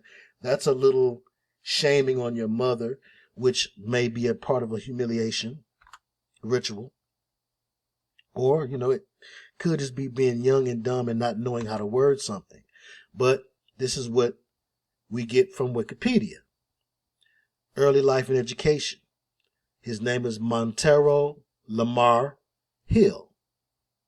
Sounds like some regular, common ghetto folks, picking a regular, common ghetto name, listening to things that was popular to listen to in the community, and hearing a word or the name of a truck that was a hot vehicle, not something everybody was riding, but it had an interesting and unusual ring to the name. So I could see them coming up with this name. I knew people with stranger names than that growing up in Detroit. So now it says Montero Lamar Hill was born in Lithia Springs, Georgia, a small city outside of Atlanta, on April 9th, 1999. So I'm not in any way trying to slander them or put them down for their choice of name or for where they lived. I'm from the D, but I got to speak frankly so you can see what the Lord allowed for me to see, and what I believe that you're going to find to be true as well. So it says here, it says he was named after the Mitsubishi Montero. His parents divorced when he was 6, and he settled in the Bankhead Courts housing project with his mother and grandmother. 3 years later, he moved in with his father, a gospel singer. So his father was in the business. A gospel singer. Interestingly enough. Okay. They lived north of the city in Austell, Georgia. Although initially reluctant to leave, he later regarded it as an important decision. There's so much stuff going on in Atlanta. If I would have stayed there, I would have fallen in with the wrong crowd. He started using the internet heavily right around the time when memes started to become their own form of entertainment, about when he was 13. That's oftentimes too the cusp of, going from childhood to adulthood. Oftentimes, and that's usually a rough time. Oftentimes, it's a rough time for a young person. Okay, so it appears that whatever else was going on in his life, that it may have certainly been uncomfortable to have, been used to your grandmother and your mother, and then to up and move with your father. And that's not the way it goes a lot of times. I've heard of many more times where the children go and live with the mother than with the father, unless there are certain extenuating circumstances, such as the mother perhaps being unable or unfit to take care of the children, and or the father having a much more stable position. I would dare say that it's the latter, at least, if not the former, and the latter. So let's move on. Now also he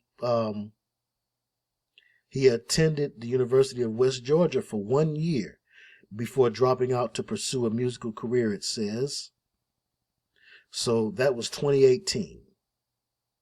During this time, he stayed with his sister and supported himself with jobs at Zaxby's restaurants and the Six Flags Over Georgia theme park. So in September 2019, he revisited his high school to perform a surprise concert.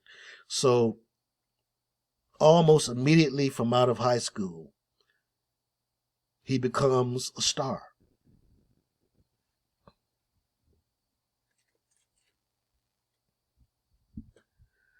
His star wasn't as big as it is now, but he becomes a star. And we're not told much about how. Let's look. So now, remember, he lived with his father here. I will maintain, as we see his dad, his father, who was a gospel singer. Okay, it says Lil Nas X shared his dad's reaction to his controversial music video, and my heart is full. This is from BuzzFeed. I thought this was from Out Magazine. But the writer expresses how joyful they are that Lil Nas X's dad, just to paraphrase, supports his son. It said his dad clearly is of the age to have been a Nas fan. Nas from Queens. Looking at his dad. That's his dad. And I said, I bet you I know his favorite Nas song. I bet you I know it. The song where he heard the word that would become the name of his son. The singer tweeted a screenshot of a text his father sent him after watching the vid, and it made my heart smile, says the writer. Live life on your own terms. Very proud of you, in capital letters, PROUD. Of course, lots of pride here. Evident.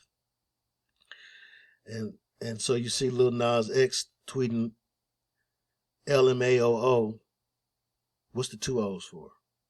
I don't know. But he said, love this man. And his father's tweet says, very creative video. I got through it with laughing tears emoji.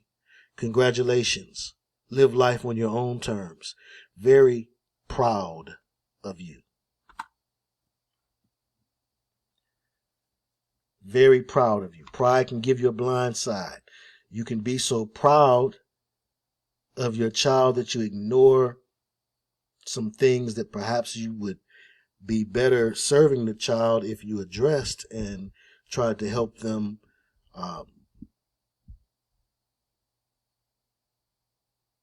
to not be victims of, especially if you're a gospel singer. So this is him and his dad again. So his father is there, involved in his career, and he looks to be about my age, maybe even a little younger. This is where he gets the name Lil Nas X from. And his father struck me as being of brotherhood ilk. But what do I know? He is showing such pride here. And again, you would be glad for your son to win an American Music Award, I suppose. I guess he won the award. But there's just something about this look that says a lot to me. But, you know, maybe I'm stretching. It says a lot to me. It says, I'm proud of my son. I don't care what he does or has done. I want him to be the one. I raised him to be the one. Look at what I did. He's looking cooler than his son. Much cooler than his kid. Could this have been a situation where, like we talked about briefly with Joe Jackson, the father was living vicariously through the child. The father wanted the career in the music business, and he can inadvertently have that now because of his son now taking the whole world by storm after going all the way with Lucifer, with Satan, and selling his soul, treading his manhood.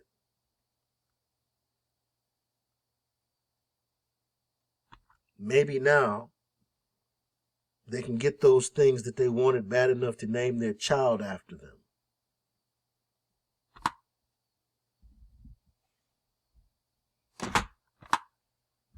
Maybe now that it is indeed his world and his country, and the keys to the kingdom of Satan have been handed to him. Maybe now that he has shown his dedication to the eye in the sky, the all-seeing eye, and that he's given up his single eye, proverbially, in Crowleyan terms, where Crowley said that the eye of Horus was more preferred than the mouth of Isis. And he's living the lifestyle of a sodomite and promoting it too, with Luke chapter 10 and 8 on the shoe. And I saw Satan fall like lightning from heaven. Whatever chapter and verse that is. I've got it written down in here. But yeah. So. And the red and black, the colors of the Church of Satan. And the red, white, and black, the colors of the Church of Satan and the flag of the Church of Satan. The red, white, and black. So it's not just a notion. And although, you know, Nike did what they had to do to save face, the denouncement is not strong. It's not a strong renouncement by Nike whatsoever. The lawsuit is for appearances only. Trust and believe me, because they never sued Newport, and the symbols are close enough for them to actually, for one of the companies to sue the other, if there was real beef and it wasn't brother helping brother. Both of them doing the same thing, bringing souls to hell. One through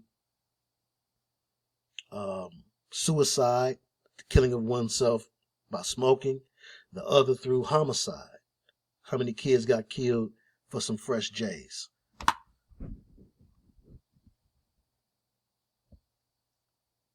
So yes, this gospel singer. How could you be a gospel singer and allow or endorse this? No, he didn't have to put his son on blast on social media. He didn't have to call him ungodly names or even show outward disappointment. But it's just obvious in looking at the man that this is his Joe Jackson moment. And poor Montero is just like little Michael. Or so it seems. So yes, although Nike did put out a statement and they, wanted to distance themselves, that's all overplay for the underlay. Because Nike is named after a spirit anyway. And Newport is supposedly a slave port in Virginia, or once was a port where slaves were brought, my understanding. And to this day, it enslaves people, and a particular people, in fact, prefer Newports. Mischief is the name of the company that actually modified the Nike Airs and brought them out. And that company was founded by Gabriel Whaley in 2016 and is headquartered in Brooklyn, New York. And the company MSCHF, I looked at it and I was like, what does that mean? I was trying to find out if there were words that went with each letter. And it, that was not obtainable, or rather I didn't find it. But what I did notice was if you take all of the vowels out of mischief, that's what MSCHF is. And I wanted to know that because what's reported is that the blood in the shoe, the blood in the sole of the shoe, was drawn from members of the mischief staff. Mischief is how it's spelled. We don't pronounce it mischief. Perhaps we should. Because mischief is lack of, or reversal of, or the taking away of leadership from you. You're no longer in the lead. When you're in mischief, the devil is leading you. It takes away from your role as leader. It creates an anti-chieftain spirit. You become a follower to engage in mischief. So why Nike never sued Newport or vice versa? At the point of this writing, they had not endorsed Montero's shoes, but they sure enough did not renounce them.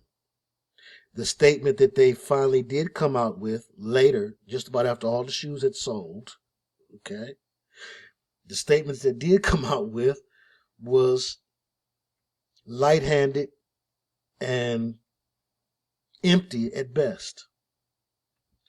It was only a half-hearted and delayed response in order to attempt to somehow appear to be morally or socio-politically correct. This would be a good move from the capitalist point of view, even if they were really satanic Luciferians at heart.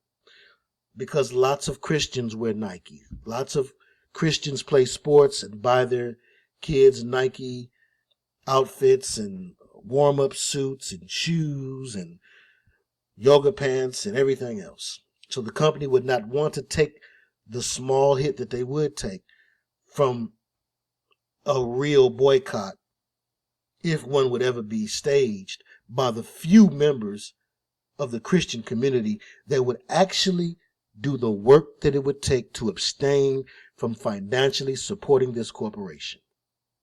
This corporation has historically shown less than sincere love for communities that show even misinformed loyalty to the brand. For all of the Negroes around the United States that killed each other over Jordans from the time I was a kid and they first came out to now, Nike wouldn't give a crippled crab a crutch, and they don't care much. And of course they don't, because it's a Luciferian company like all of the top companies. And, at one time they were definitely set to be the world shoe company, the most popular shoe in the world. And probably the most popular sneaker is probably the Jordan worldwide. So, and we know Michael Jordan invests in prisons and does not care very much to try to show that he cares. But anyway, so yes, as you see, they could have called copyright infringement, but they don't do so, not because they wouldn't have a case, but because behind closed doors, these folks are in cahoots. So even though, BBC News reported as of the time of this recording, BBC News had reported that, and I know I said that earlier about something that actually had happened a few days ago. This is the 30th, just to be clear, not the 26th. I saw the 26th at the bottom of one of these screenshots I've had since the 26th, and I just totally misspoke there.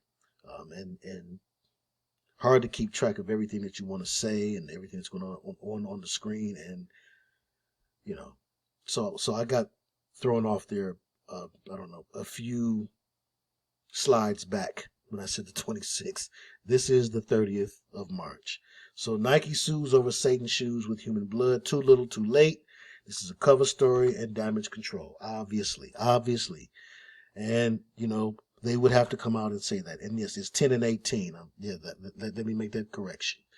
The $1,018 trainers, which feature an inverted cross, a pentagram, and the words Luke 10 and 18, were made using modified Nike Air Max 97s. I know that everybody went crazy when I said 10 and 8. Yes, 10 and 18. Nike is suing Brooklyn art collective MSCHF over a controversial pair of Satan shoes that contain a drop of real human blood in the soles. And sometimes I might forget the address, but I bet y'all know what a house is. Okay, MSCHF, Mischief, released 666 pairs of the shoes on Monday in collaboration with rapper Lil Nas X, and says they sold out in less than a minute.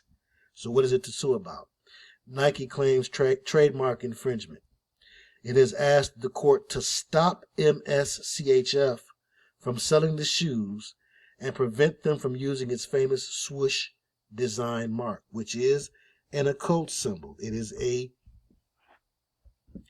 know people are going to say different things. I can see it now, going crazy in the chat. It's a scythe. It's a weapon of war. I've seen it in Celtic Druidic magic books.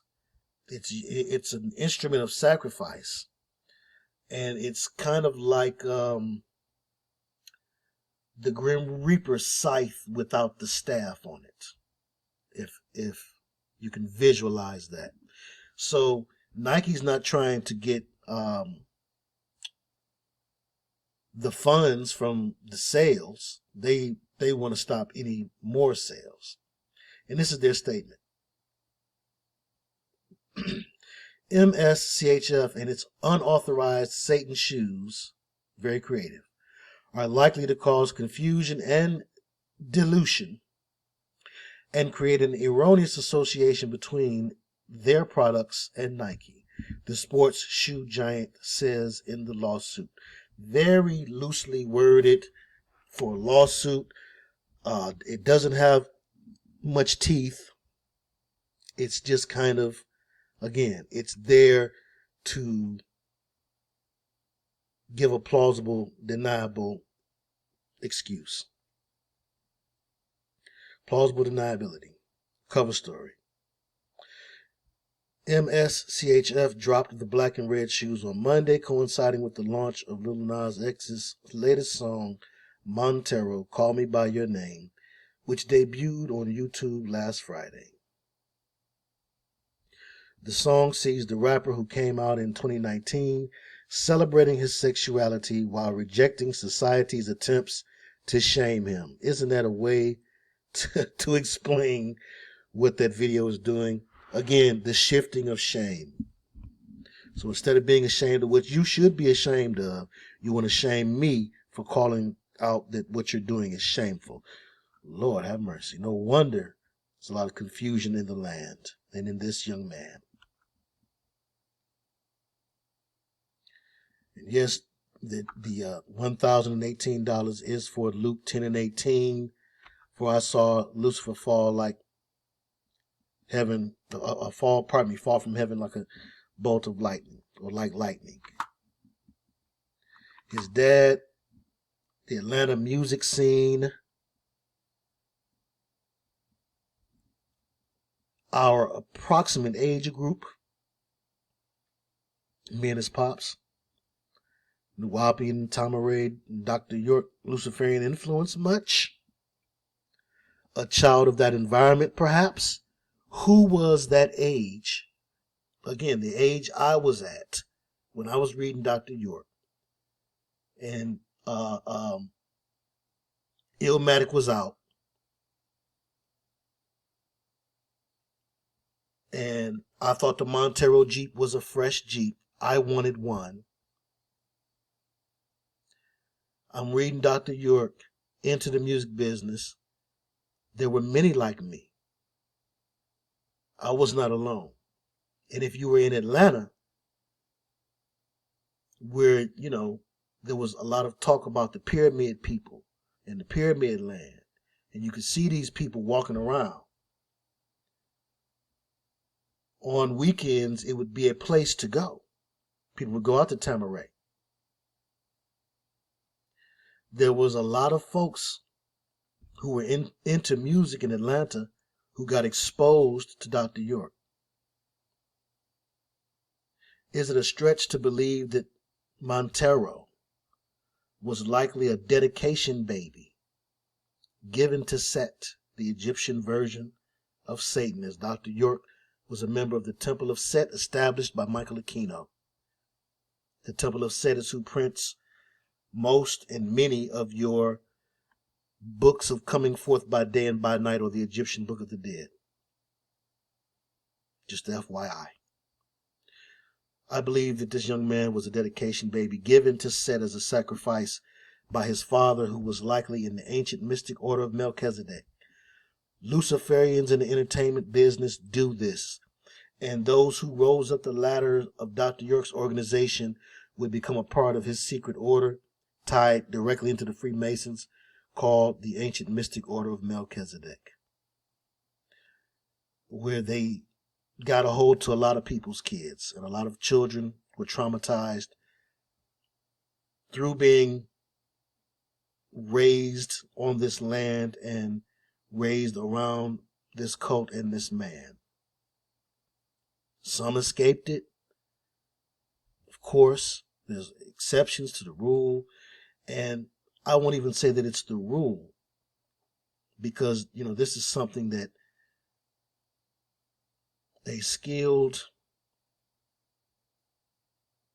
deceiver would be very careful about engaging in. So this is why they will often look to their closest associates' children and children that are close to them, because that minimizes their chances of being caught. And as an aside, there are other examples of this. Music Soul Child's parents were involved with this Nuwapian order. And I spelled it with a P at the top and a B at the bottom because so did he. Sometimes, or in the beginning when I first started reading the scrolls, he spelled it with a B and broke down the meaning of Nu, Wa, and Being was for beings. After he started really switching up the game, he spelled it with a P. And him and a lot of other researchers would say that the P in European was related to peon. So this was his way of saying, again, whether that's true or false, he switched the B to the P as a form of mind control, like a pimp, or even like an elephant trainer who, after so long of having a chain on the elephant, can switch the chain for a flimsy rope, something that the elephant could break, but the elephant won't even want to. So they went from being beings to peons. But I digress. So yes, I maintain that his dad was likely like Musiq Soulchild's dad. Dr. York had his hands in the music business, and truth be told, high up in the music business, because he was the highest ranking black Freemason down south at the time of his peak. And I would dare say in New York at the time of his prominence and dominance in the New York rappers scene.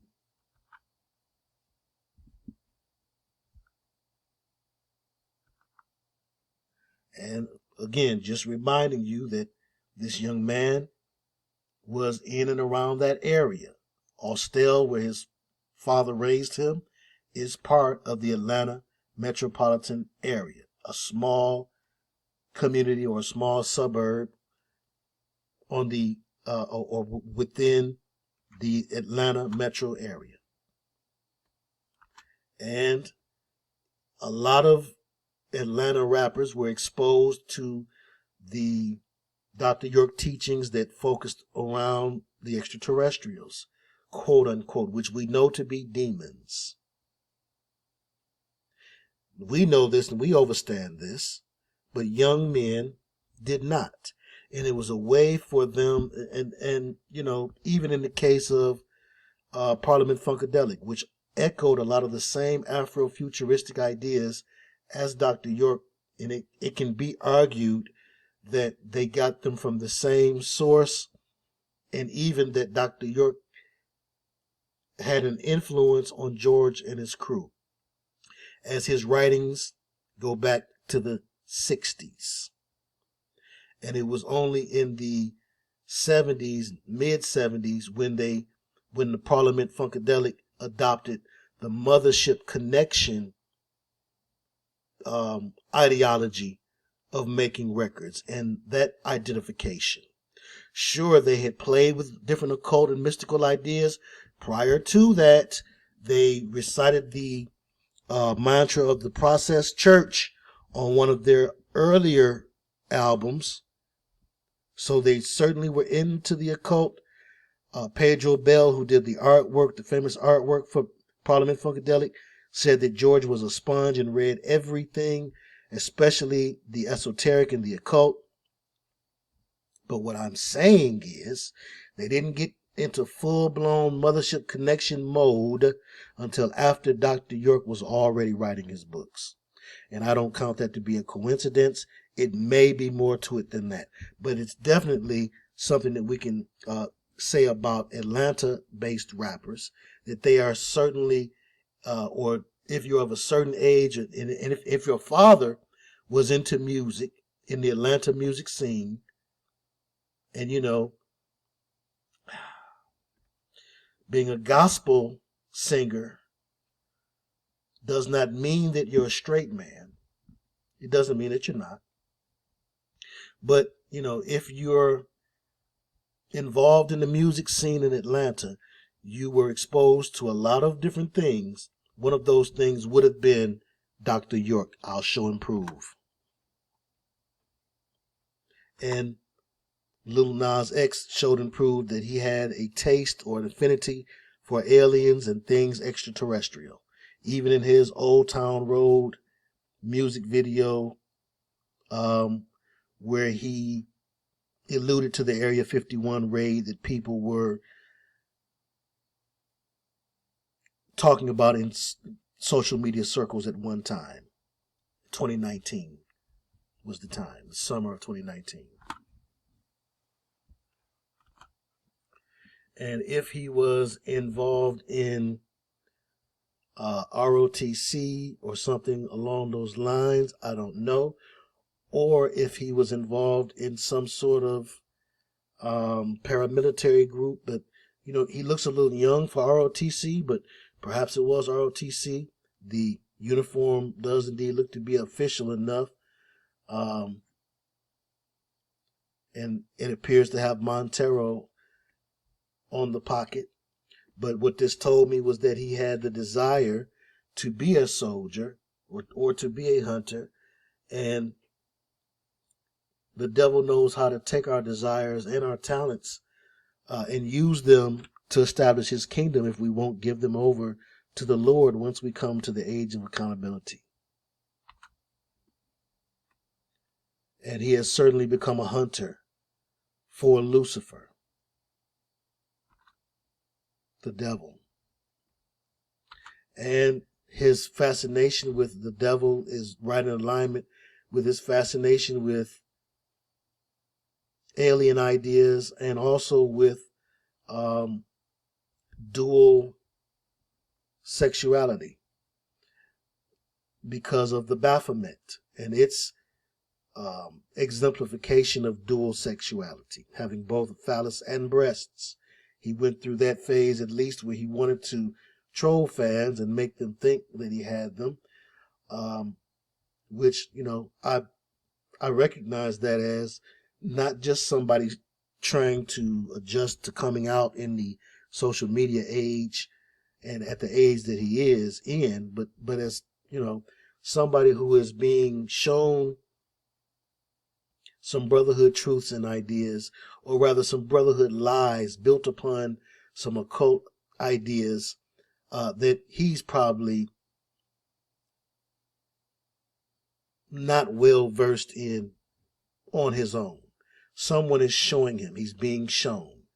And like all Atlanta rappers, or like a lot of Atlanta rappers from a particular time, he appears to have a deeper understanding that looks like an overstanding, or at least the director of the video has this overstanding, and someone that's grooming him has some overstanding that they are to believe that, God is neither male or female, but both, and that alien creatures or alien beings are not something to shy away from and distance yourself from, but something to aspire towards being. Uh, realizing, as the Brotherhood does, that Lucifer was himself an alien, or he is like an alien here, and the whole alien analogy really is fitting to describe Lucifer and the fallen angels. And so that's why, like for instance, Katy Perry has a song where she sings of Lucifer as an alien, or she sings this love song, ding, ding, dun, dun, dun, dun, can you be an angel? Can you be a devil? That song, and a lot of other songs allude to this idea of love with an alien, or alien love. And that's just a way for them to slide past people's radar the fact that they are sex slaves, mind control slaves for the devil. They've sold their soul. They've been proverbially done and are getting done by Lucifer, by the devil, rather, because he's not the light bearer, but it is truly the devil that's doing them.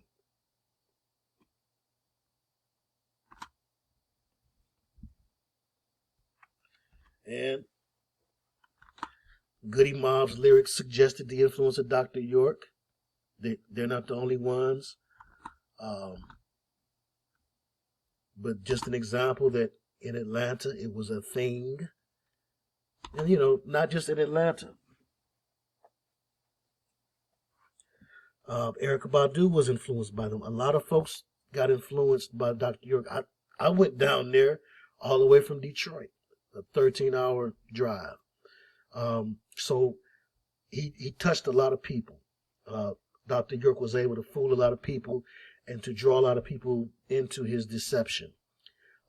Busta Rhymes, a lot of folks Jay-Z showed and proved that they were reading Dr. York's material from coast to coast, down south and the Midwest.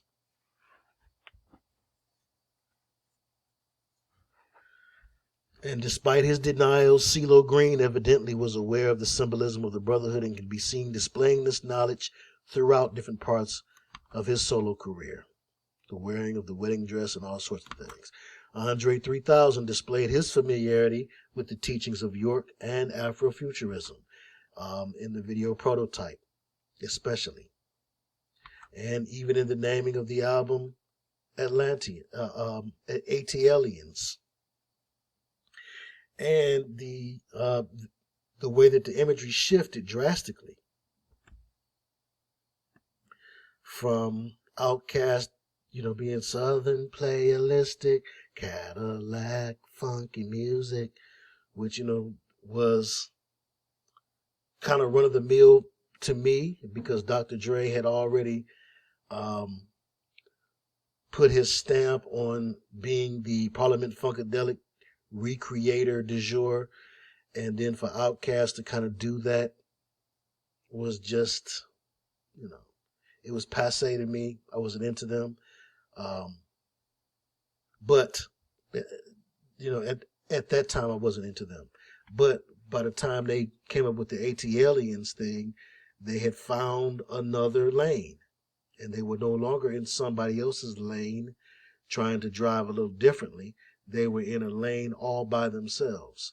And here you see Andre taking on the persona of like some mystic. It was beginning.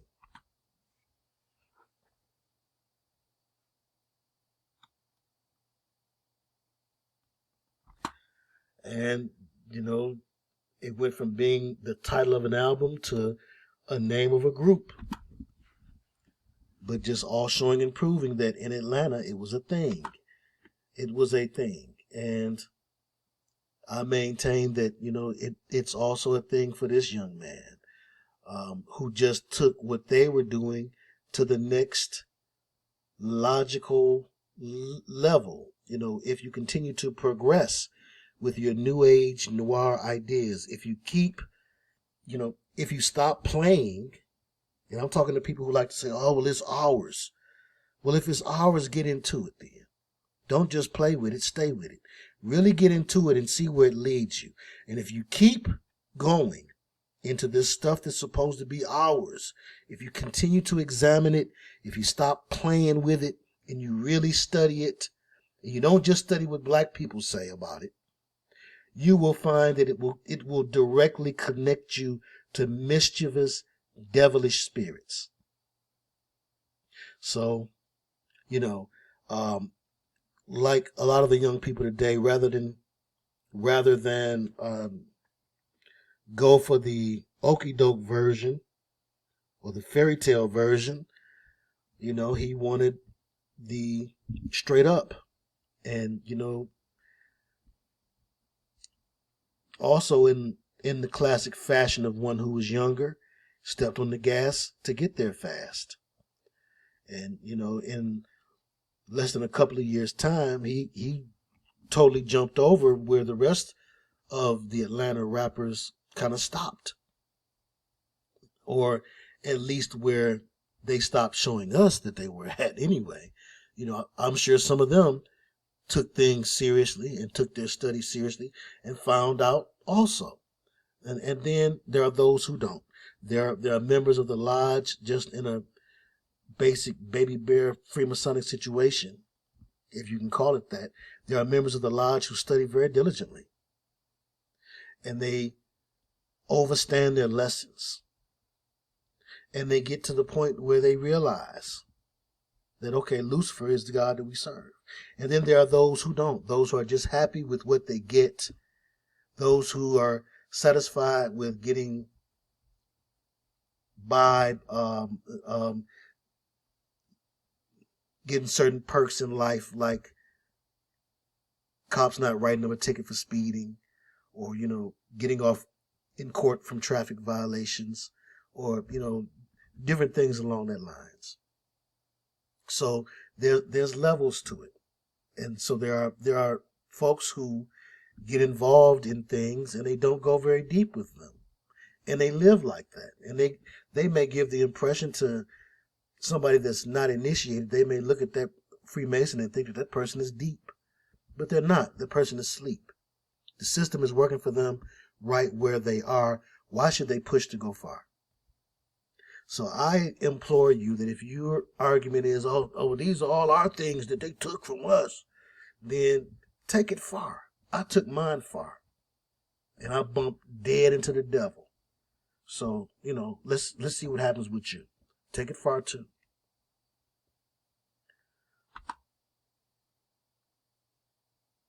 And, again, his ability to come out and, show and prove a lot of things that the others do behind closed doors, it's likely because of the environment that he came up in. We're talking about aliens, we're talking about sexuality. Wasn't as weird as it might be in other places, especially if your dad was in the business.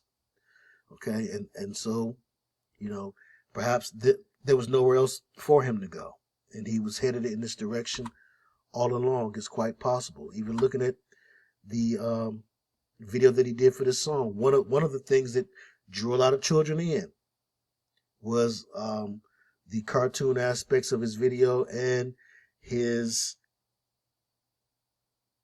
willingness to embrace, quote unquote, the alien agenda, even going so far as endorsing the idea of storming Area 51, which is only a way to cause a lot of people to get unnecessarily shot for nothing.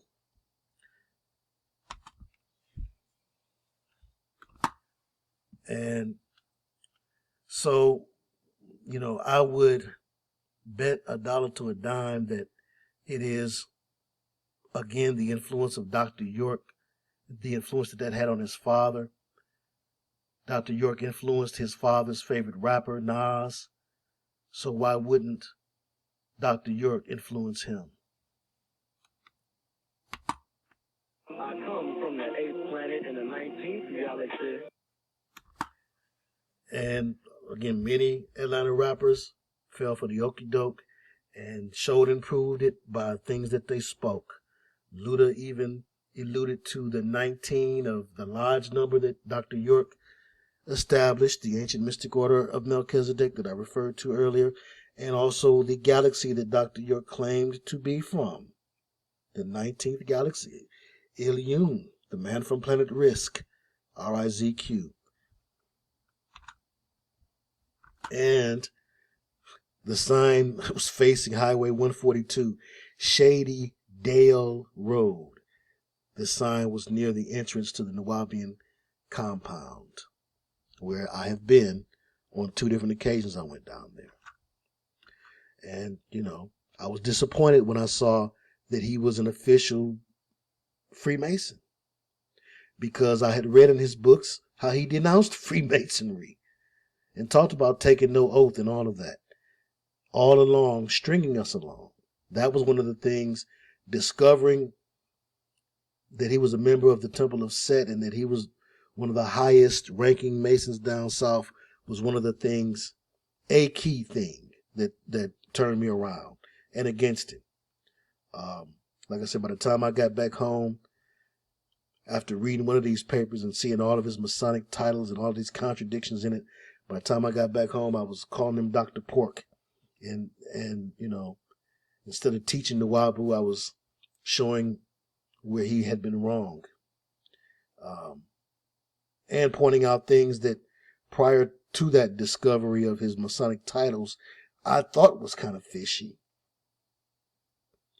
But, I was just unable to put all those things together until it was time. Until the Lord said it was time and showed me all that I needed to know. And even, the usage of the Ankh, the sexual symbol that is the Ankh. People say, oh, well, that stands for life and it stands for... You don't know what it stands for until you keep pushing, keep going. You know what you've been told, but what you've been told is a first degree revelation. Wait until you get to the third. It is the unification of male and female and a proclamation that I am neither. I'm both. Which is why being bi is such a big deal to this old guy. Proof is in the pudding. Just check the billboard. Born on June 26, 1935, also known as Malachi Z. York Isa al-Hadi al-Mahdi, the Mahdi, Dr. York. Began preaching in 1967 in Brooklyn. Founded many different quasi-religious orders in the 1980s and 1990s. How can you do it? Who puts you to it? How do you get the funding? How do you get the land? The Nuwaubian nation of Moors, they were called. He had Moorish charters. He had Blackfoot Indian charters. How did he get so much government involvement? I told you guys a state trooper, Georgia state trooper, stood guard at the gate of Tamaray, who said that he'd been a Nuwaubian for a long time, since back in the day. So he was an alphabet boy implant, and he helped to put a lot of other implants in the business. There he is in his Al-Mahdi Imam Isa disguise in the 60s.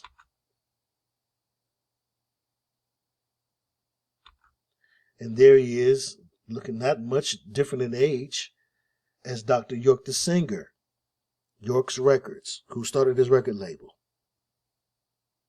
Look at the names of the titles of the songs. Not very creative, but very brotherhood orientated. And look at the Swedishness in his face.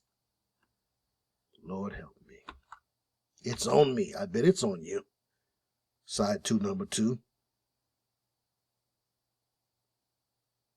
Following that is a song called Star. And then number 4, It's Only a Dream. He was a mind control operative to help to indoctrinate musicians into mind control. There he is as Melchizedek, teacher of the ancient Sumerian tablets. What is ancient Sumerian? He taught the Babylonian way. And there he is, standing on his square. Freemasonic symbolism everywhere. And standing on the black and white chessboard floor to show and prove affiliation with mind control. And this is even photoshopped. But he's showing and proving. It's photoshopped, but that's from straight out of a tablet. From out of a scroll. The Holy Tablets was his big Bible-sized book. They want $800 for that book from off eBay today. Now, after being assigned to influence and captivate the minds of young men in New York, he took his show on the road to ATL. And rap music followed, coincidentally.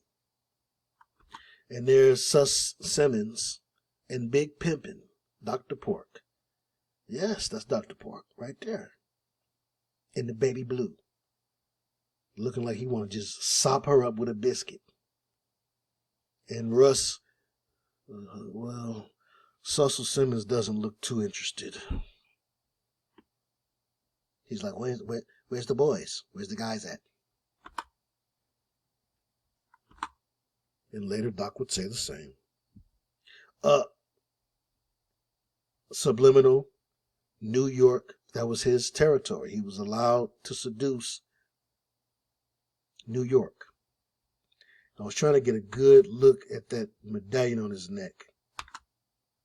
Now, this is from an article from mailmagazine.com.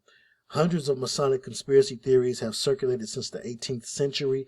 For instance, the Beatles were Freemasons and actually controlled by a secret music Masonic industry. The cited evidence, secret handshakes. John Lennon was photographed. Secret handshakes that John Lennon was photographed making. And there he is giving Freemasonic grip. We've seen it before. And again, this is from mailmagazine.com. So they had all kinds of weird ads pop up. Pardon me when you pulled that up. And here is the grip. And C. Brian Smith wrote this 3 years ago, and he talked about how him and his brothers and his father, they all belonged to different fraternal orders. So he was kind of revealing the secret in a lightweight jamming kind of way. And there's the medallion just a little bit closer. All I could tell was that it's 3, 4, 5, 6, 7, 8, 9 inner circles on the inside of it. It looks kind of feminine, but so does he. Lipstick and eyeliner and everything going on. Sex Magic Subliminals, the Pyramid Down, made by the V in the word groove. The pyramid down represents the womb or the feminine, and the pyramid up is supposed to represent the phallus standing or the masculine. And so when you see them holding the pyramid symbol, you have to keep that in mind. And when they show the diamond symbol, which is a pyramid up and a pyramid down, they're showing that they're down with being on the down low. And this song is called Shake and Skate by Dr. York. His music was terrible. I remember when I was really, trying to preach the virtues of being Nubian to my friends in the studio. Me and a guy whose studio that we used to go to, we went record hunting and, looking for samples, trying to find records to sample. We went to some record store right outside of Detroit in the suburbs where they had a good selection of records. You can find a lot of good records in Detroit at one time, but then as record stores started to closing within the city, you had to kind of go across 8 Mile to find some good sample fare. And so we went to some record store. I forget which one it was. One that Dilla would go to often, and DJ Dez and other guys. And so we went there looking through records. I'm in one stack looking. This guy's in the other stack looking. And he happened to look and he found a Dr. York record. Well, I didn't know what he found. He was like, "Hey, yo, Jack, ain't this your man's right here?" And pulled up one of them Dr. York records. Dr. York looking like a hot mess, a super pimp on the front. And I was very embarrassed because I had painted him, I've been portraying him to be like the next best thing, his knowledge is so impeccable and he says things nobody else says and blah, blah, blah. And I would say different things sometime in the studio and people would be kind of amazed, like, "Oh, wow, where you get it from?" "I got it from Dr. York," like a goofy goober. And here we are record hunting. And I had no idea that he had put out, well, no, I remember hearing that he put out records, but I didn't know that he put out solo records. What I had heard was that he wrote records. He was a songwriter. I didn't know he actually put out records. But yeah, he had a label. Actually, had a label called York Records. Africa Bambaataa put out a recording on York Records, by the way. Coincidentally, and yes, like lightning, 10 and 18, like lightning, I saw Satan fall like lightning from the heavens. And this is his allusion to that. He's alluding to that because you want to be a Luciferian. That's the thing. And, some people are still confused to this day. They heard Prodigy speak or something and they're enamored with the presentation of what somebody thought he was. Like I once thought he was something that I found out that he was not. You just can't get around that the man was an exalted member of the Temple of Set, and the Temple of Set is Michael Aquino's hookup. And that has nothing to do with being a Melanite or Nubian whatsoever. That's got to do with being into the Nambla type of ideology. which indeed he was, according to his own son. So, they built these things, and like I said, they looked kind of cartoonish. As you can see, not what I was expecting to ride up on when we rode up on these structures. But, and the fake palm trees. It was very Disney-esque. But this is the type of environment that you have to create, a Disney-esque type of environment if you're going to sell people mind control, and if you really want to brainwash them well. Disney will give you a good template, and he brainwashed lots of people and their children, including his own children. The man had more children than Zeus himself.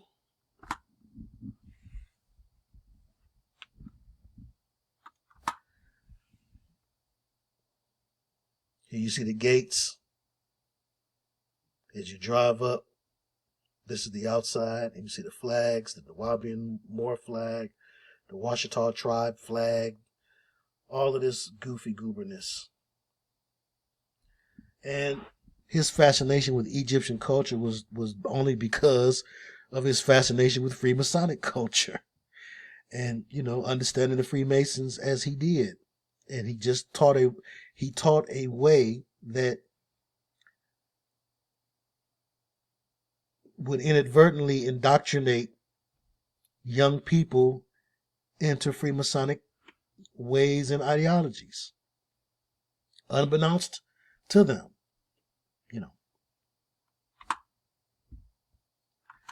And they got him for 172 different counts, which said, well, if he was working for them, why did they get him? It's called the double cross. And the ideas that he pushed were not his own ideas. It was just simply the ideas of the occult. A lot of Crowleyan ideas that were long before he was. Ideas that came along and that had been around for quite some time. And you find this, commonly with the occult. Folks taking occult ideas, using them for their own benefit, and then sometimes even changing what the profane, or quote unquote, what the uninitiated thinks that these symbols mean. Changing them, by doing them openly in front of you, causing you to do them too by force of habit. You think it looks cool when you see your favorite singer do their rapper hands a certain way, or position themselves a certain way when they're trying to lay down and look cool or look smooth, and you find yourself, or you would find yourself, mimicking them, copying them when you did not know any better. And then, as time progresses, you find guys who come along and say, oh, well, that's my sign or that's my symbol, as opposed to Teddy Pendergrass here trying to do it and hope, and hoping that it's helping him, and you're not really noticing. So he's signaling to other brothers. They also believe that these mudras cast spells on the fans and cause for the fans to buy more records. The rapper Big Proof talked about, and not just him, John Todd also talked about how you are fooled into believing that, hey, we have an understanding of some ancient sciences, of how the mind works here. We have this spiritual advisor here who knows different things about the mind and how to trigger more sales if you hold your hand this way, or if you say these words, if we ask for spirits to follow the music and to tie the listener to the music. He said that they were told this thing in a conference room meeting on the 13th floor that did not exist on the elevator keypad. But I've told that before. Let's move on. So as you know, Shaka Khan has never been on Rockefeller Records, and neither was Teddy Pendergrass, to my understanding, in 1981. Rockefeller, although a lot of you do believe that Jay-Z was a time traveler, Rockefeller was not in existence at that time. And here in 1998, Shaka Khan was on NPG Records, New Power Generations, or New Power Generation. And as you see the swirls of the 666 mind control, the hexing you, the drawing you in, like when Twilight Zone comes on and you see that circle, that's to draw you in. That's mind control. It's to bring you into a state of hypnotism. And also that same swirl, that same circle can also be used to represent a portal through which a spirit is supposed to come and draw you in, mesmerize you. So she's inviting you to come into her house. And sounds like that witch that's described in the book of Proverbs to me. But I digress. And so here you see the same hand sign, but obviously a different time. Rockefeller, that's a sussy name, if you think about it. Rockefeller? Is that what you really want to do? Alluding to Crowley's homo sex magic, maybe? Distributed through Russell Simmons and Rick Rubin's Def Jam Columbia. Russell had the Dr. York connection, as I showed you a few slides back, and Rick had the occult connection.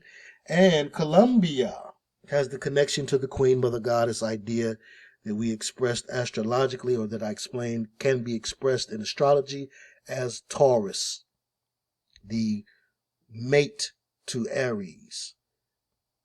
Okay, again, these are spirits because, they are spirits that people personify.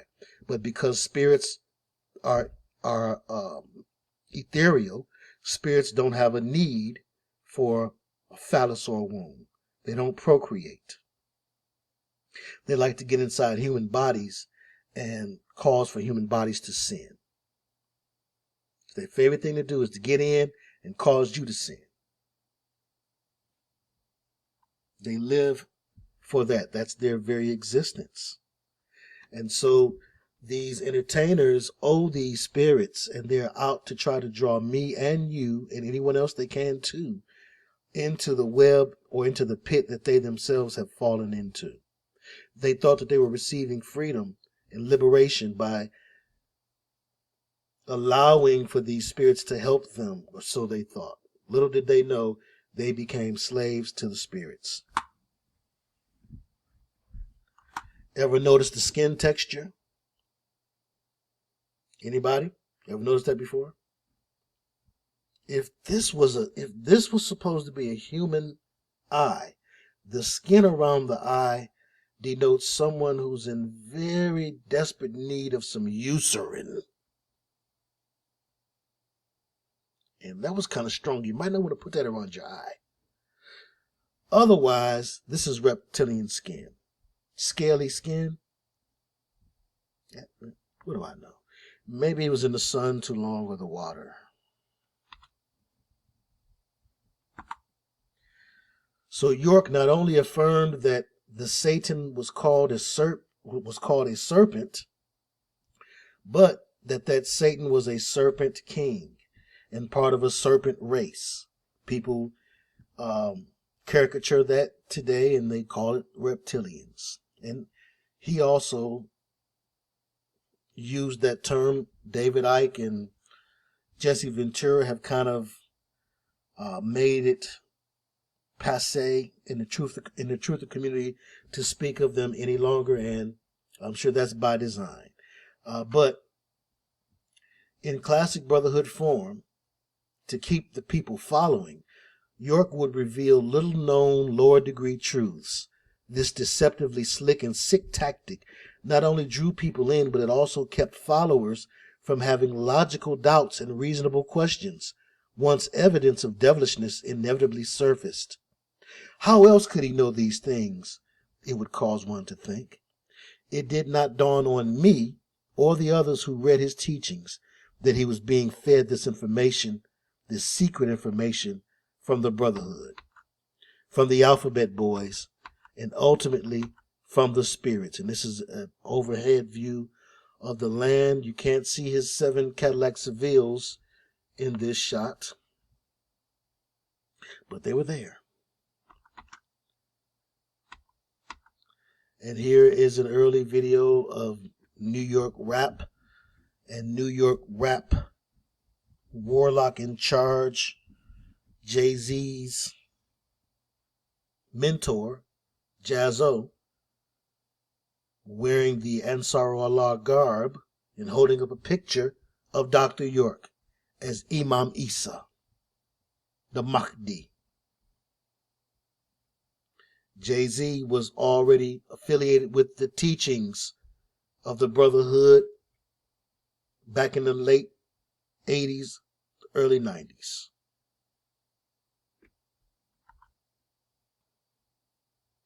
Though he said, I never read the scrolls. And here you have the doc looking like what he is.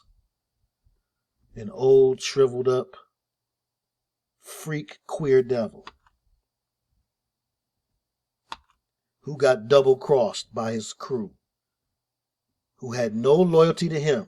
The devil owes no loyalty to him or to anyone else who do what it is he tells them to do.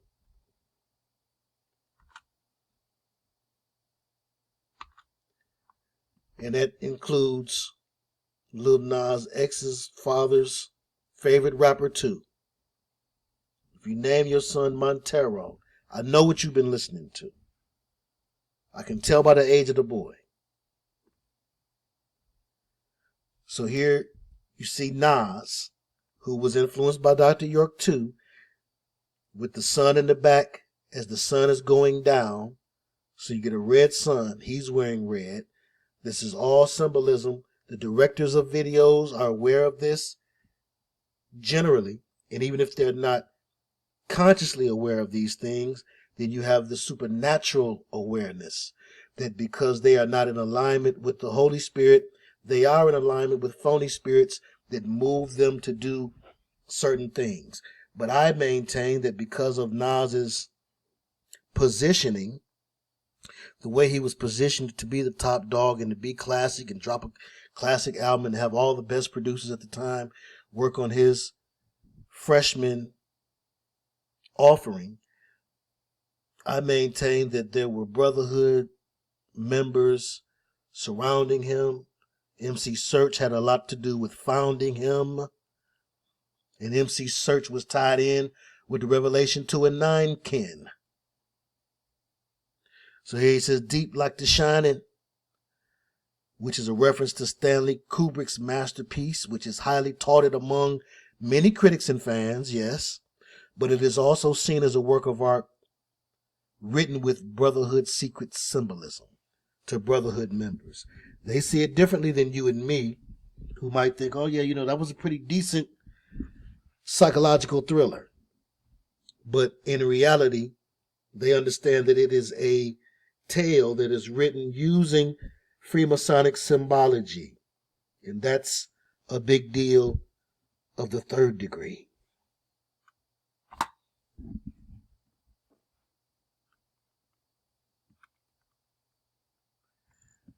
Way before The Rock, 1994, I think I misspoke before and said 1996. 1994, he's showing the hand symbol that we saw Teddy P do and we saw Shaka do. What do they all have in common? They're all plugged in. They're all surrounded by witches and warlocks who know these signs and symbols and who tell them, hey, if you use this sign over people, that's called the Kohen blessing by the Revelation 2-9ers. If you use this sign, it may have been Search that told him. If you use this sign, it'll put a hex on the people, or it will cause the people to be mesmerized toward you. Use that sign. Throw up that sign. And ironically, when he said diamond is when he threw it up. because their belief is that there's as much pyramid above as there is below. That's the first degree belief. But what they really know that to mean is that I am as much male as I am female.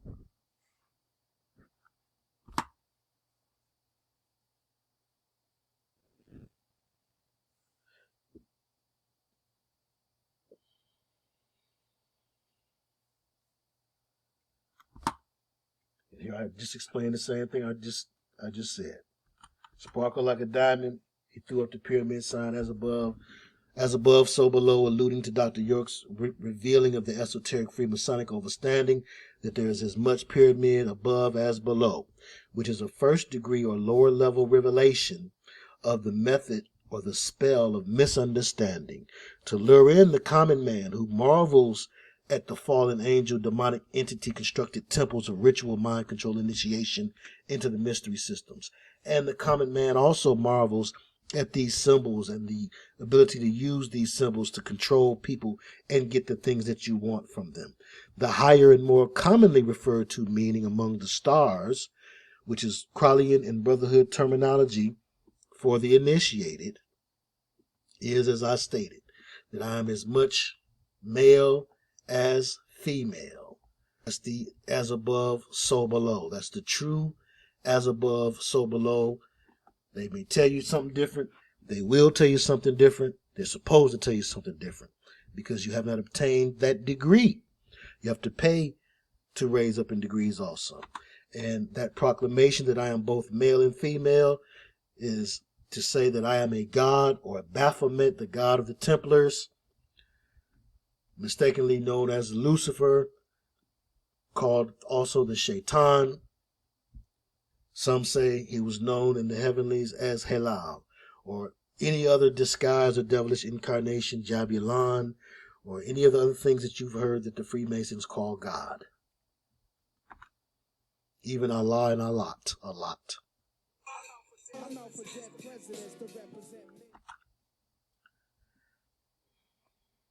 So it's obvious that this young man's father was out for dead presidents to represent him. And it's a sad thing, that you would allow for your child to be a pawn in that game of getting those dead presidents. But he certainly wouldn't be the first man, or unfortunately, he won't be the last to do such a thing. It's not a well-known practice that's what people do.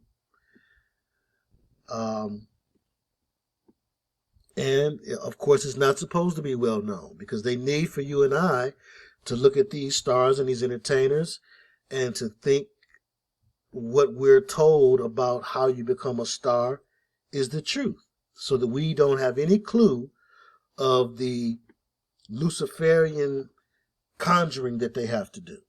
They don't want us to be familiar with that whatsoever. And that's the game. And unfortunately, it looks like that in a lot of cases where a parent doesn't make it, they bet on their child to make it through that gate of fame.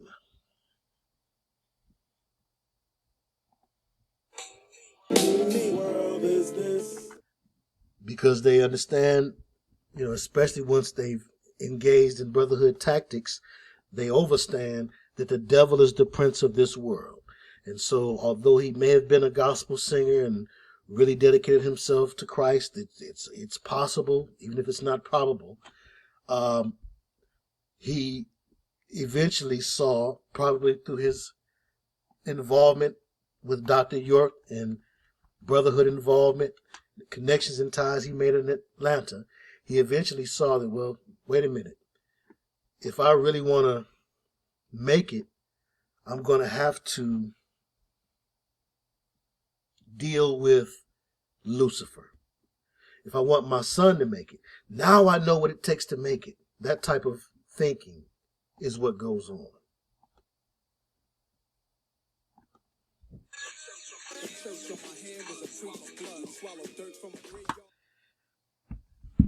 And just to further show the point, Nas talked in the original version of You're the Man, produced by DJ Premier. Nas talked about his ritual, eating dirt from a graveyard, choking on it.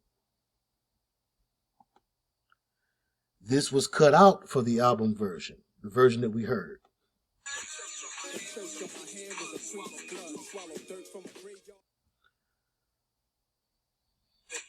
The need of love, blood residue, I want revenue dreaming. And he talked about how he was just in need of love. You know, a lot of these young people, Montero included, they're not looking to be a part of a devilish system. They just want acceptance. They want love. They want people to like what they do. They want folks to like their music. They want their families to like and love them. And they end up having to be a part of these groups and societies, which cause for them to do terrible rituals that involve them doing abominable acts. Abominable acts tear the veil and the fabric of reality and allow for spirits to come through, for devils to come through to aid you. I've been calling them spirits to spare the baby bear square. You know, and if you're a square, you really ain't nowhere. You don't want to be a square when you're talking about square business as far as it refers to and relates to the brotherhood. But, you know, to just keep it funky, devil is as devil does. It's comfortable for you to say spirit or ancestor. Folks will start off saying ancestor, and once they see that this thing, this entity ain't acting like grandma, this entity ain't acting like Aunt Irene, this entity ain't acting like great granddaddy, then they start to say spirits or orishas. And then they go from that to understanding that these spirits are always liars. They're always mischievous. They're always trickster spirits. Once a person overstands that, you can get them closer to the truth that this is a devil. But they have to overstand that first. And that's hard for a lot of folks to swallow.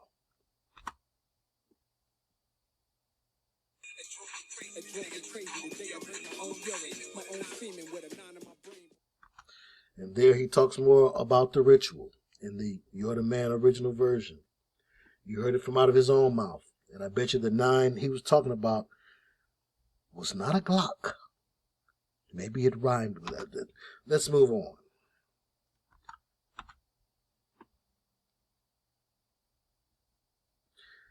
And so, you know,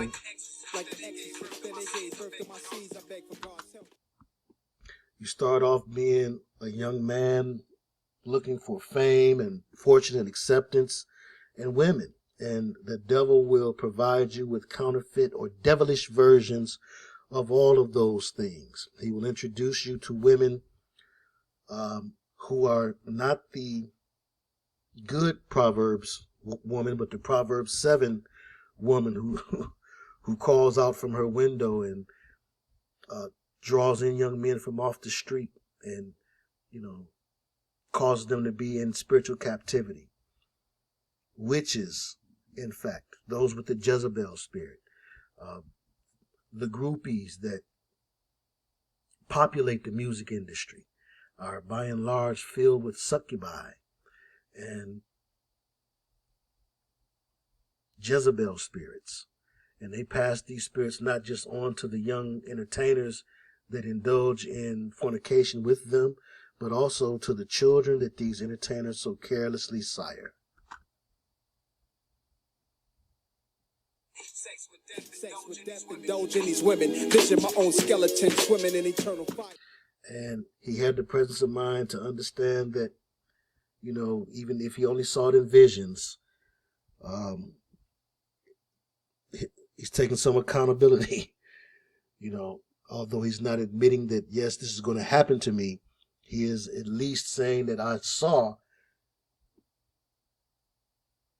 the possibility and visions that all of this was just going to take me to hellfire if I did not turn from doing these things.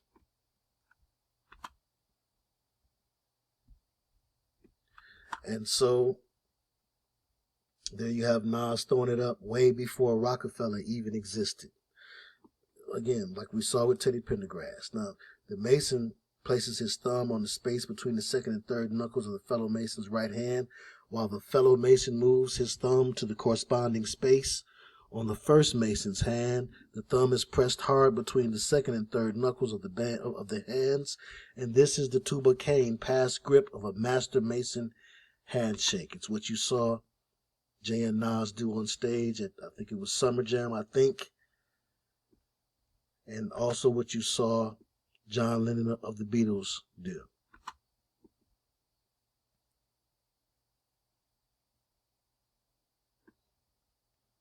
And there are many different shakes that show and prove your rank. A lot of the Masonic grips have made their way into society, or rather have made their way into the uninitiated segments of society and their practices, as well as some of the ancient mudras have made their way into pop culture from out of the occult. One of the most famous would probably be the Manu Coronado or the Devil's Horn sign. Then also you'll have the what people call the OK sign. You know, we used to call it the OK sign, but now people know it to be the 666 sign, or the all-seeing eye symbol, the Eye of Horus symbol. And these things come from Freemasonry. You can take them and say that they mean whatever you want to say that they mean. They can take the hexagram or the Star of Remphan and they can call it the Star of David all they want to. It does not change its usage. It does not change its power or its ability. It does not change what it is that it actually does.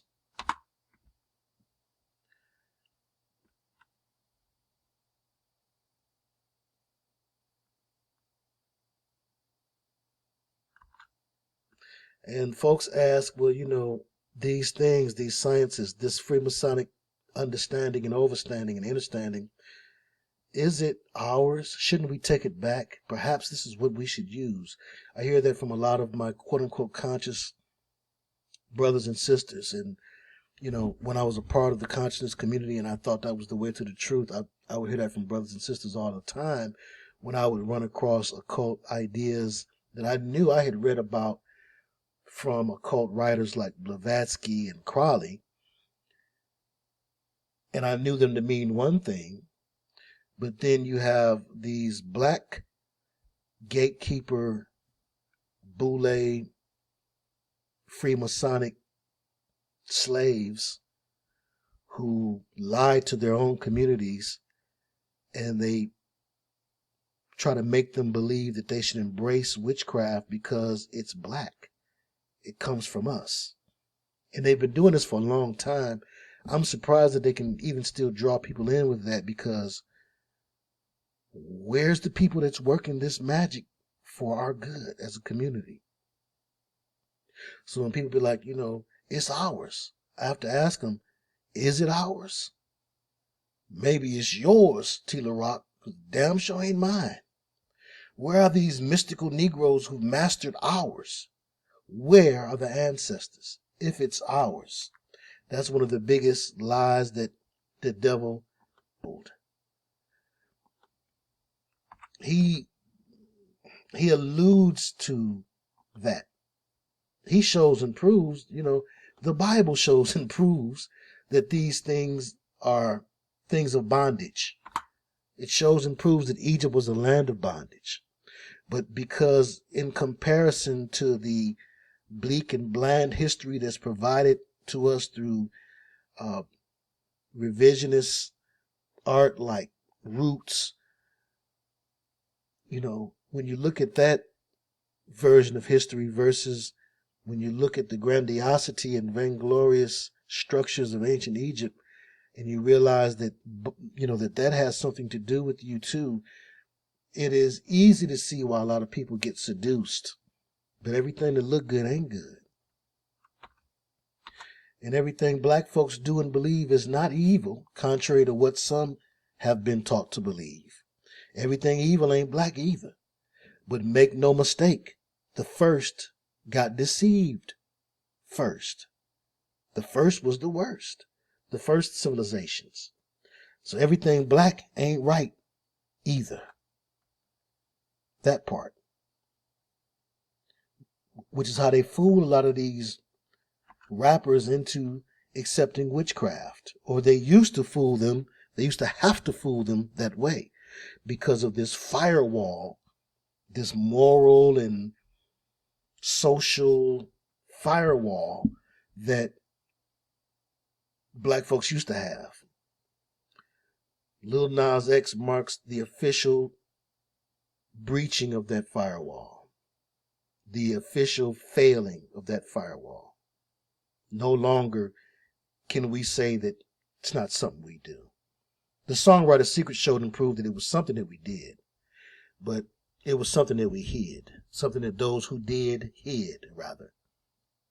Now, with his video, he's given a license to others to not feel ashamed. He's shifting the shame and, making it lane where people can feel comfortable with representing Lucifer outright, which is a huge win for the New World Order. It's a huge part of what the New World is supposed to entail. Digging up and digging on every single possible identity that is even rumored to relate to our past, except one, is a sure sign of the Antichrist, anti-Christian spirit at work somewhere in your subconscious mind. It takes faith to believe in historic facts. Even artifacts and hieroglyphs can be faked, created, recreated, mistranslated, and or revised. But it's more convenient, much more convenient if you're into do as thou wilt, for real. It's more convenient to think that that only applies to the Bible and to the Christian worldview. Those things have been revised and recreated and mistranslated. Those things you have to have faith in and you can't prove. Well, it's the same with science, baby. It's what you choose to believe. If tomorrow science co-signed every Christian idea and showed and proved how it was all scientifically proven, every miracle of Jesus, you would still find a reason, if you want reasons, not to believe it. Because it's comfortable to not believe it and to do as you want to do as thou wilt. It's more convenient to think that the Bible and the Christian worldview, or the view of those who labor to follow the Messiah, is flawed, and the rest of us, or the rest of the world from your point of view, the rest of you, are right. It's a labor of love, or it should be for us, and it's only laborious because the world increases our burden as Christians because of their repression of our freedom to speak and our freedom to worship, all while they encourage every ideology that people pull out of their vain imaginations under the sun.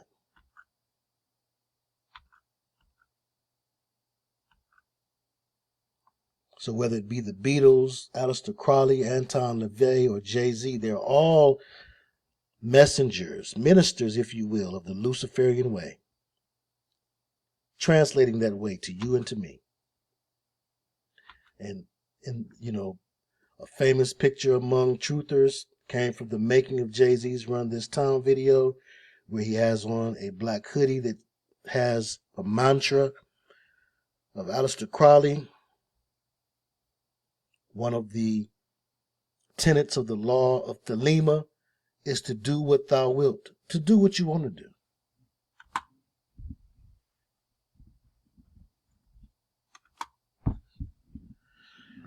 And that's part of that old black magic that they're always trying to sell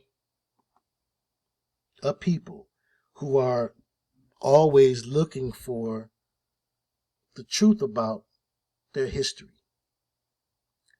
Why? Because it's been made a mystery. They've been duped into searching for it. They've been duped into pining after it. They've been duped into desiring to have pride in it. Naturally, if you keep something from somebody long enough, they'll want it. Looks like that old black magic works for them. Meaning, in this particular picture, Rihanna, Jay-Z, and Kanye West to the far left. And it seems that the ancestors work for them too, if you consider that their ancestors must be, or if you misconstrue and think your ancestors to be the spirits that fooled the Commissions, Egyptians, the Sumerians, the Romans, the Grecians, the Babylonians, and the Persians. The fallen angels and their spirits, the spirits that they employ, they're the ones that caused men to worship them, thus creating a pagan system worldwide of false gods, false goddesses, and they created the divine right of kings. They created ancestry, and they created I am God technology. And we were not all kings and queens. Who would then be the subjects? Kings and queens need to rule over someone. Use common sense. Don't let pride give you a blind side. It's a way of wanting you to relate to the rulers as opposed to empathizing with those who are being ruled, people who are like you. It's a way to make you want to be a part of the in crowd or the upper echelon or the elite, and to look down on your brothers and sisters who are still in the struggle out here in the street or in the church or at work or wherever it is that they may lurk. You don't want to be a part of that. You think that you're above that. You identify with those who are above it. That's the problem. Don't let pride give you a blind side like it gave these brothers and sisters who were desperately seeking stardom and seeking to be the idols of men. Anything instead of being the nobodies that they see us as, and even more sadly, the nobodies that they looked into the mirror and saw themselves to be.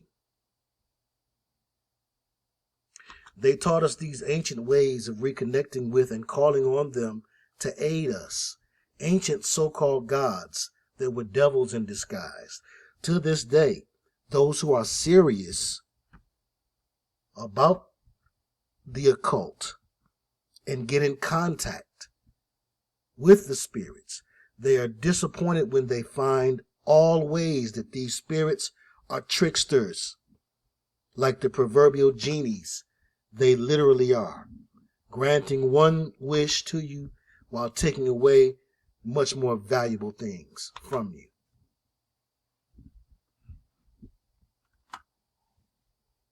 You know a tree by the fruit that it bears, and birds of a feather flock together. Marina Abramovich and Jay-Z.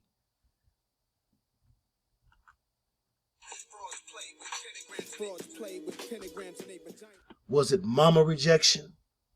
Was it his daddy's direction? Gender role resentment? Gender confusion? Something he was raised up around? Or did they just make him an offer that he did not want to refuse? It was around my birthday. I was like turned 7 years old or whatever. And we went out. We got gifts and stuff. Came back. We had like a little party. For your birthday? Yeah. Bunch of kids? Yeah. Cake, ice cream. We had a party or whatever. So like, now it's like nighttime at the end of the night, and then he like this girl or woman, but she was a teenager at the time. Like, she brings me to his trailer. He had like a movie set trailer, like one of those, trailer, not trailer mobile home, homes. But not the mobile home kind, but the trailer kind, like that the stars go in and change. Gotcha. Like one of those ones. It's like it's smaller than just a house trailer, but like so So she brings me in there, like, and it's, it's dark in there, whatever. Like the TV's on. There's a cartoon porno on the TV. A cartoon what? Porno on the TV. What's the cartoon porno? Cartoon porno. Like it was a bar scene. This old guy drinking at a bar, and then this woman comes in, looking all, sexy and whatever, titties popping out, all this stuff, So then the men at the bar just start getting aroused, and start looking at her. I didn't know they had cartoon pornos back in the days. I'm sorry. Yeah, I didn't know that. I mean, so there was a cartoon porno playing, and what happened? This is one of Dr. York's sons. And, I'm inside at this point. He's inside. He's there, like, off to the side, I guess. And then the girl that brings me there, she undressed my pants. She starts fondling me. The lady? Yeah, because it was never just me and him. Like, it was always somebody else there. And yes, he's talking about Dr. York. There was a woman there, or another boy, So, he sent her to get me. She starts to, undress my pants, starts to touch me. And then I see him, like, coming over. I see him taking off his pants and, like, coming over to me. And then, that was the first, incident,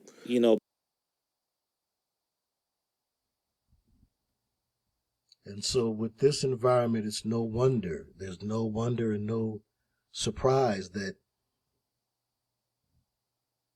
Atlanta has the reputation that it has, not just for music, but for down low guys. If this gatekeeper had some ability to bring forth spirits because of his understanding of the brotherhood science of conjuring, if he was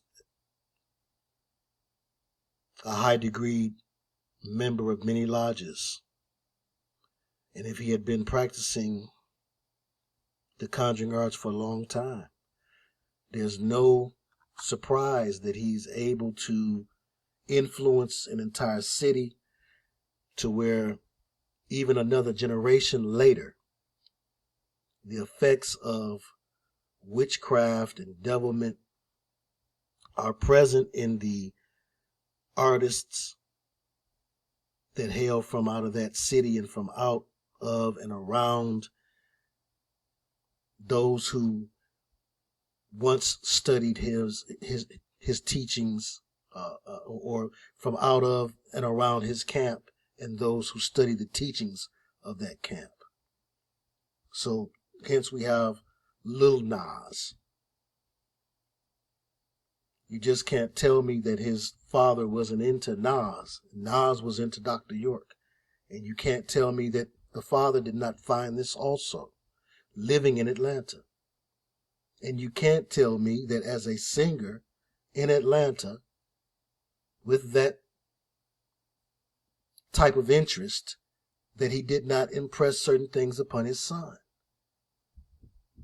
And here you have a boy named Montero, after a Jeep that Nas's lyrics brought to our attention.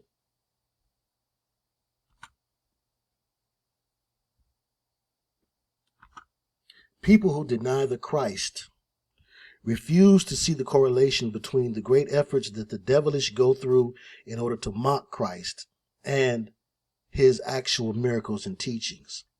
Luciferians believe in Jesus more than a lot of Christians do. Luciferians just choose not to follow him. Again, looking at the correlation between Lil Nas X's blowing up, them choosing this time of year, it's not merely trolling. Showing and proving. The song was released on March 26, 2021. Montero and Passover began the next day, Saturday, March 27th. Some people couldn't get their minds wrapped around Passover because they had been fixated with this. Why are cars named after places that don't exist, or unseen places that at best have hellish atmospheres, or so we're told? The planets and stars are often the names of cars. In the Roman pantheon, the gods and goddesses had the names that we use to refer to celestial lights. We have termed them stars. The stars are spirits, and the cars are named after spirits and are often inspired by them. So fittingly, a boy named after a car would be groomed to be a star. And Aleister Crowley said we should all aspire to be a star. So this young man has achieved the goals that his father could not achieve.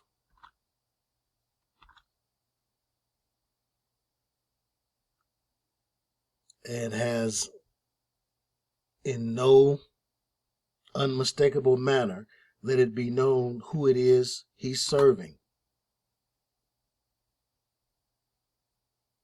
With the 10 and 18 on the shoe. And, I maintain, as a lot of people have postulated that he must be an industry plant. Like many of the new littles and the young rappers that are coming out now. They're not coming out organically. It's not like they were making music and then got organically discovered or went down the pathway that leads to success.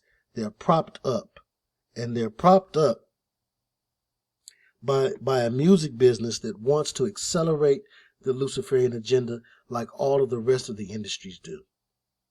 So rather than wait on stars and entertainers to take the oath and to sell their souls, they are creating entertainers, or they're taking children that have been dedicated to satanic groups and organizations, and they are just flat out giving them the spotlight, giving them expensive videos, giving them the green light, and giving them the go ahead, opening up the doorways for these young people and pushing them on the children, making them popular without any real basis in why they're popular. People don't know Lil Uzi Vert's music. People don't know Chance the Rapper's music. People don't know Baby Goth's music. People didn't know Montero's music. This publicity stunt was necessary to even get people to look his way. This is the sign of someone who is not relying on their talent. They need a gimmick, as ridiculous as they can come up with to try to get people's attention. It is a desperate attempt by someone who does not have talent to be accepted. Lil Xan, it's a million of them. Industry plant, sad boy, rapper starter pack. Tattoos on face, neck, and hands, but nowhere else, right? That used to be a sign of you was real gangster. You went through a lot of things when you tatted up your face. It was like all hope was lost. You were never going to try to get a job. Obsession with some random number. Idolizes Kurt Cobain but doesn't know any Nirvana songs. Has an image based around drugs, colored dreads, and face tats in 2019. Never credits producers. Terrible lyrics. And they have the holy trinity of promo. So they get promoted for allowing themselves to be manipulated and used as these plants. These are desperate kids who will just about do anything for fame. They've been raised up in a generation that plays that game, that has been groomed to be willing to do anything for fame. And that includes to come out as gay, whether you're gay or not, or to be gay. It's like what pressures a man to accept homosexuality when he was straight out in the world, but once he gets behind bars, he becomes other than straight. The pressure, the desperation. I need something to protect me. I won't be able to make it otherwise. There's no confidence that I can make it off my own merit, off my own manhood, off my own talent. So, he writes a letter to his 14-year-old self talking about coming out and all that type of stuff. I would never be that type of confused person. I promised I would die with the secret, but, I'm opening up many doors for other kids, and so I'm doing this, and I know people will be angry. They'll say I'm part of the agenda, but the truth is, I am. I'm just, trying to live my truth and all that other jive that they probably fed him. And it's all part of the transformation, the long process that Hollywood has been going through, not just of transforming an entertainer and allowing for them to be vessels through which a spirit can flow, but also the transformation of the audience. With the coming of Lil Nas, it also marks the coming of a new fan, or the dominance of a new fan, that he's not getting canceled. It's evidence of a fan base that is more accepting of the idea of a plant, more accepting of the idea of someone whose career is based on cheap gimmicks and not skill and talent. It tells the music business, hey, we can move forward with a robot rapper now. You don't need street cred. You don't need anything, which again, that's nothing, but at least it was something that it was difficult for you to fake. So, no creativity whatsoever. We'll tell our Luciferian story the exact same way somebody else told their Luciferian story. Lil Nas X is clapping back. Cultural appropriation right there in language that comes from somewhere. It comes from an origin that has nothing to do with Lil Nas X and his lifestyle, but everything to do with shooting back at people who shoot at you. So, again, taking something that's wicked, dangerous, and violent and normalizing it is all part of the process of desensitization. So he also had to get on social media over the weekend to address another controversy surrounding that horrid video, and that's that he bid it. Him and Tanu Muino bit the idea from FAO Schwartz, TKO Twigs, or whatever her name is. One of them is Twigs and the other one is a bundle of sticks. What is this world coming to? So this Ukrainian music video director bit off of the guy who did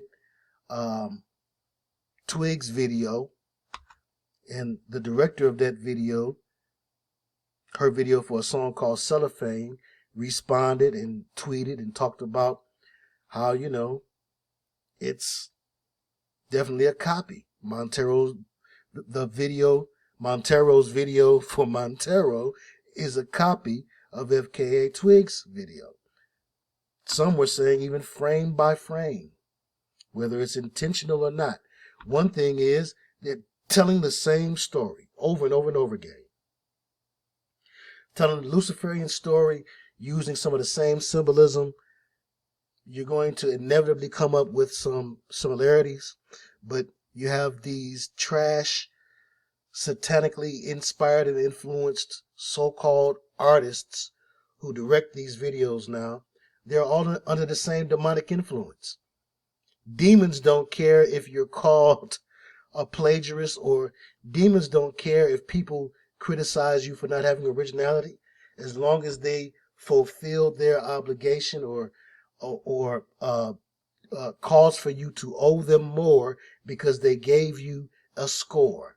They gave you a hit video.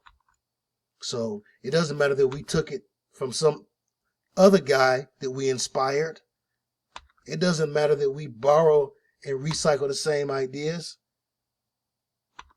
You got your hit song, you got your hit video. So this is the guy who did the Twigs video, Andrew Thomas Wang. And the prior 5 or 6 slides were all examples of his quote-unquote art work. It's neither art nor work.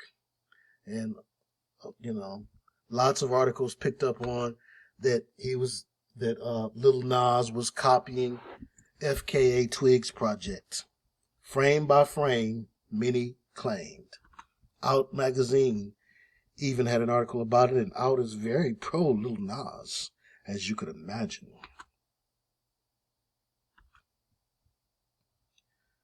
So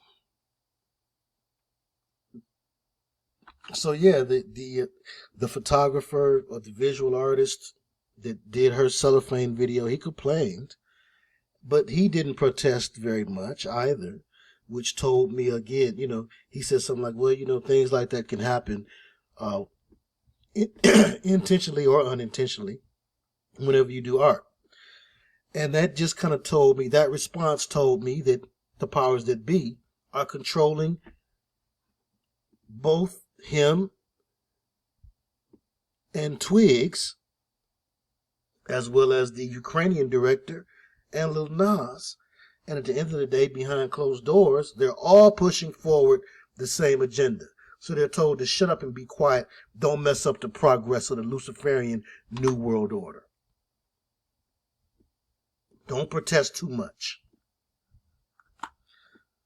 So it says, Andrew Thomas Wang has taken to social media to respond to similarities between the music videos for FKA Twigs Cellophane, which he directed, and Lil Nas X Montero, Call Me By Your Name. Again, both stories of how they sell their soul and go into this Luciferian fantasy world of, this witchcraft, warlock inspired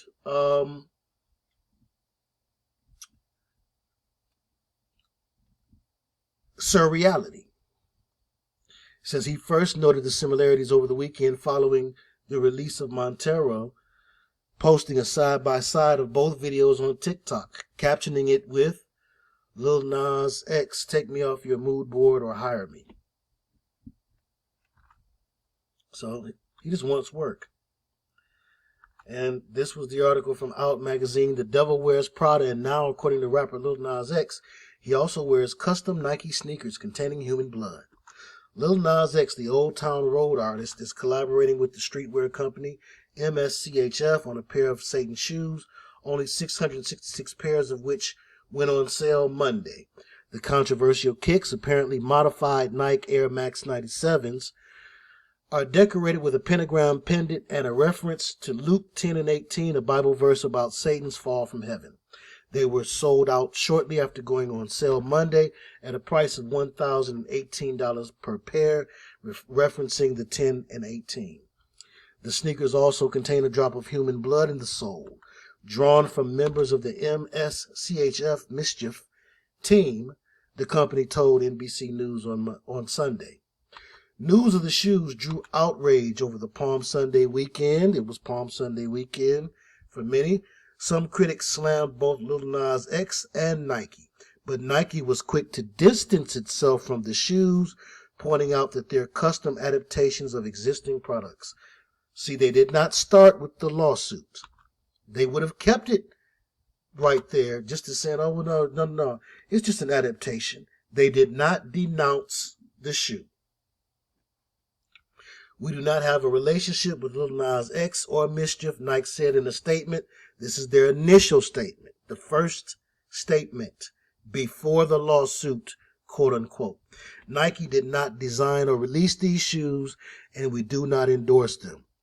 MSCHF previously released a pair of modified Nike Air Max 97s, called the Jesus shoes, which contained what it described as holy water in its sole, drawn from the River Jordan. And if you believe that, I know a bridge in Brooklyn I can sell you. The release of the Satan Shoes coincides with Lil Nas X's latest single, Montero, Call Me By Your Name, and its accompanying music video. In the video, Lil Nas X is seduced out of what appears to be the Garden of Eden, falls into hell, and gives the devil a lap dance. The music video has been viewed more than 29 million times since its release Friday, the weekend of Palm Sunday. The rapper, whose real name is Montero Lamar Hill, put out a short YouTube video on Sunday titled Lil Nas X Apologizes for Satan's Shoe, Trolling. While holding the sneaker, Lil Nas X begins speaking, and before it gets to the advertised apology, the video cuts to the clip from Montero of him giving the devil a lap dance. He also tweeted a defense of the shoes on Sunday. After the release of the song Friday, Lil Nas X put out an open letter to his younger self about coming out. The rapper, who is openly gay, explained that the song was about a guy he met last summer. I know we promised to never come out publicly. I know we promised to never be that type of gay person. I know we promised to die with the secret, but this will open doors for many other queer people to simply exist, he wrote. So he's not afraid to break promises. The music video for Montero includes a voiceover with a similar message. In life, we hide the parts of ourselves we don't want the world to see, he says. We lock them away. We tell them no. We banish them. But here, we don't. Welcome to Montero. Lil Nas X first appeared to come out in a tweet in June 2019 on the last day of Pride Month after the chart-topping success of Old Town Road. The last day of Pride Month, which used to be Bride Month, another switching of the P and the B for mind control, especially. He pointed out a rainbow building on the cover of his album Closure and said, I certainly thought I made it obvious. It's the trend that gets you in, from Out Magazine. The music video, which was directed by Nas X himself alongside Gibson Hazard, includes various versions of the performer. He is both seemingly toys being made and going AWOL in a toy factory, a futuristic Santa, and maybe even a worker or two. It's all set in 2220. This is for holiday. And while it's a pretty fantastic video, it's the lyrics that are getting some of Nas X fans going. And he gives a lyric here that I won't say. And of course, Out Magazine says, yeah, pop your stuff, Nas X. More cultural appropriation. It's just, it's a shame, but it also takes away from the authenticity of the wording. When you can imagine who wrote this, it's like, why are you even using that terminology? You're too old to talk like that. Anyway, his lyrics are whack. The star notably came out when his historic hit Old Town Road was still on the rise back in 2019, and that should have opened a lot of parents' eyes. As time has gone by, he's become increasingly open with his queerness. This summer, he even openly embraced his status as a Nicki Minaj superfan, dressing up as Nicki Minaj, something he said he had previously denied as a result of its connection to his sexuality. Not sure how much more open you can get than revealing your sexual position. And yes, he did dress himself as Nicki Minaj. If you're interested in looking at that, have at it. Your Google works too. And what is an industry plant? For those who don't know, industry plants from the 15th gclub.home.blog. Industry plants are heavily circulating around the rap game right now, and it's causing quite the disturbance to the culture of rap. From false accusations to unworthy praise, industry plants are stealing the spotlight from artists who deserve to be gaining recognition.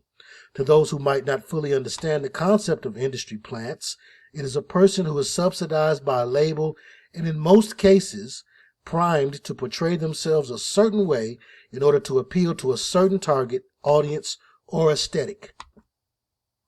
Examples of this can be seen through artists, quote unquote, and I use that term loosely as do they, Jumex, Baby Goth, Ian Dorr, and Clever, just to name a few.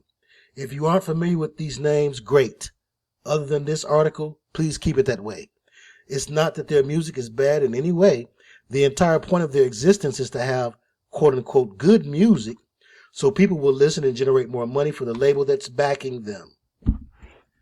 Unfortunately, there are real artists out there that are achieving gradual recognition for their music, yet are being perceived as industry plants due to a lack of understanding of what it means to truly be one.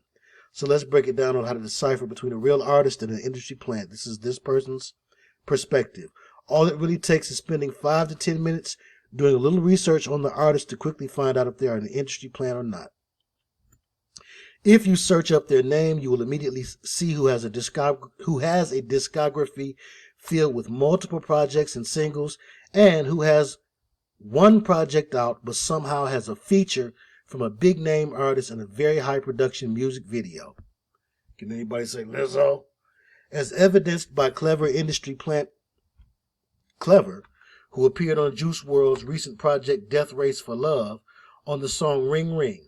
His name stood out like a sore thumb when I first saw the track list because it hasn't been seen anywhere before.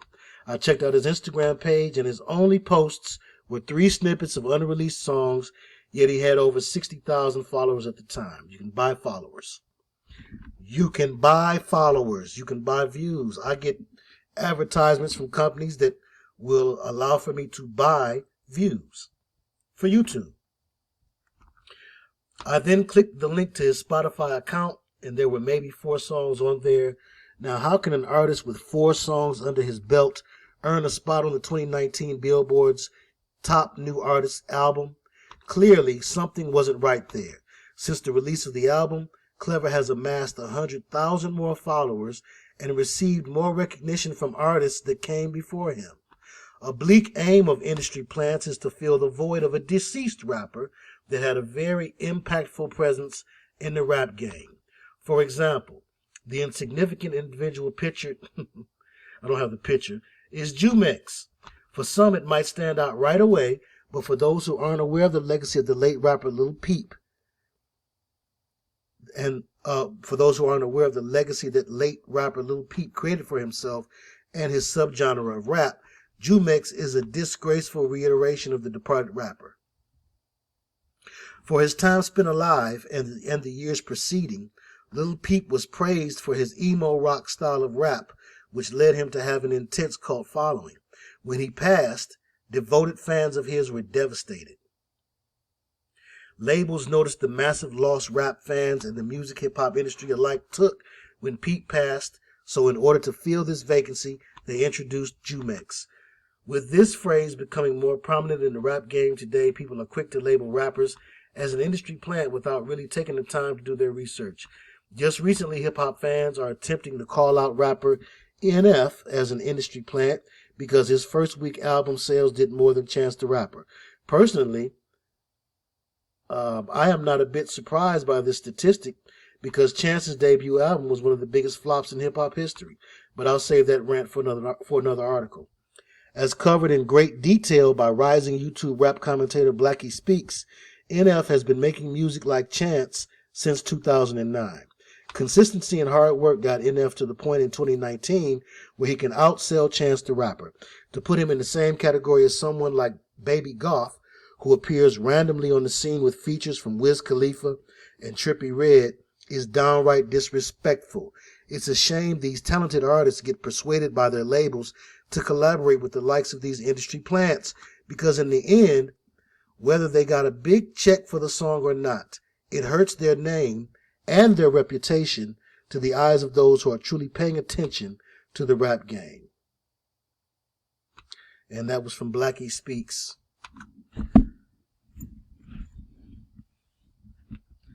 And so a lot of the littles have been shown and proven to be industry plants on one level or another, and I just think that Lil Nas X is no different. He's like the rest of the littles, and he ought to have a red tail too. And he is showing and proving that he is the assistant of the hunter of souls, the devil. He is the assistant archer.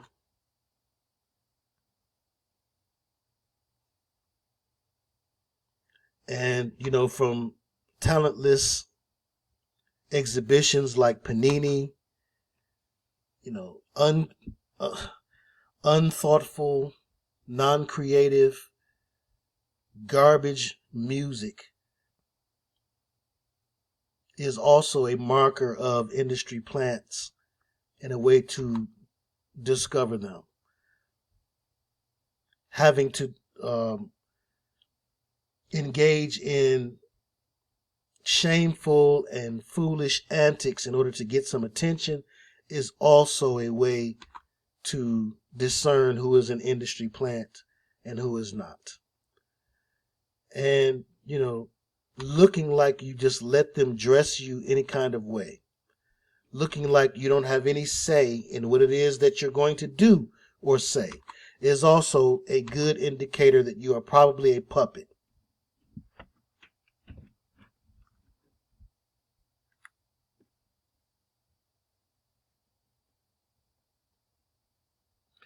And I maintain he's probably his daddy's puppet. But at the very least, he's an industry puppet. And one who they have aimed at the kids. And of course, using things that kids find popular, like gym shoes, is another cheat code. It's a cheat code to come out with the shoes. If the shoes had not come out, how many people would have cared about the actual music? His music is not what gets people's attention. His antics do. And Nike has long been criticized for their alignment with some very ungodly practices, including their ex-CEO, one of many CEOs who dipped out when there was a big move of CEOs from major companies just all of a sudden leaving their positions. The CEO from Nike was one of those same individuals, and he is reported to have a very disturbing eye for and taste in art. We're seeing things that, he calls art and that he collects. Things that have been found in his office and on his wall. Mark Parker, he was the CEO of Nike, but he had been a director of the board of directors for Disney since 2016. Since Disney is known for their animation and also for their involvement with mind control. Dr. York was caught taking kids across the state line to Disney World, a place that he said in his scrolls was a mind-controlled programming facility, and he was taking children there. And there's countless other infractions that we can point to surrounding Disney and mind control and Satanism and inappropriate presentations to the children. It does not surprise me that these things have combined to help to bring attention to the devil during a time when we should all be more focused on the Lord than ever before. And that includes those who look at Easter as their one time of year to go to church, and they don't overstand the pagan symbolism and ideology behind Easter and Ishtar and the eggs and all of that. The important time is the remembrance of the sacrifice of Christ, and not the remembrance and the focus upon these sacrifices, these sacrificial humans, these folks who sacrifice themselves willingly to the adversary. And, it's God's will that none should perish. So we should pray for their souls and also for those who are under mind control, like those operatives or those who are sent in to be the scapegoats for mass shootings. And also those who enter into a industry that they think is one thing and they find out that it's something else. And those who are brought up in households where they are groomed for entering into that industry. We just pray and we ask that the Lord would open up their eyes and fill their hearts in the name of Jesus, Lord, with a clean heart and a right spirit, and fill their minds, Heavenly Father, Lord God of glory, with the mind of Christ, and loose them, Lord God of glory, from any desire to be a willing sacrifice to any besides Jesus the Christ of Nazareth, Lord of lords, the King of kings, the Son who came in the flesh, the Messiah. There is none higher. And we thank you, Heavenly Father, Lord God of glory, for this chance to come together, to reason together one another, and to make an open show of the enemy, and not be ignorant of his devices, but not to give him any glory. Tonight, we give all glory and praise to the true and living Father of Abraham, Isaac, and Jacob, in the authority of the name of the Lord and Savior, Jesus the Christ the Nazarene, Lord of lords and King of kings. We thank you, Heavenly Father, Lord God of glory. And we ask, Lord, that you help us to keep you in remembrance, Lord, above all things. And loose the comfort of the Comforter, which is the Holy Spirit, Lord, and let us be comforted. Let us be in the perfect peace of one whose mind is stayed on the Lord Jesus Christ. And let us have the perfect love that casts out all fear. And Philippians 4:8, positive thoughts, not just now, but all throughout the year. In Jesus' name we pray. Amen and amen. Until next time, I will see you again, more than likely Saturday evening. Much love to you, and thank you so much for your time. Good night.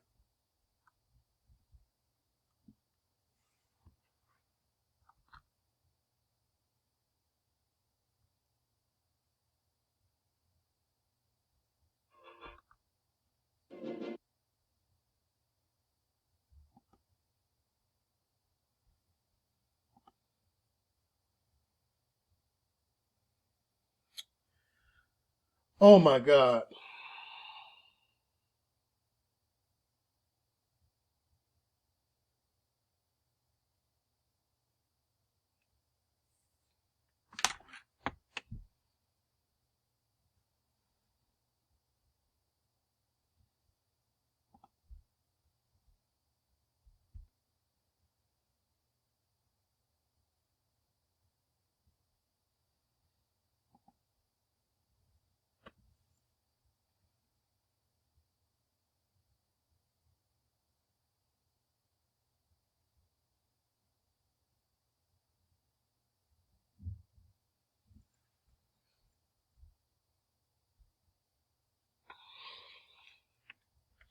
Okay. I'll tell you what.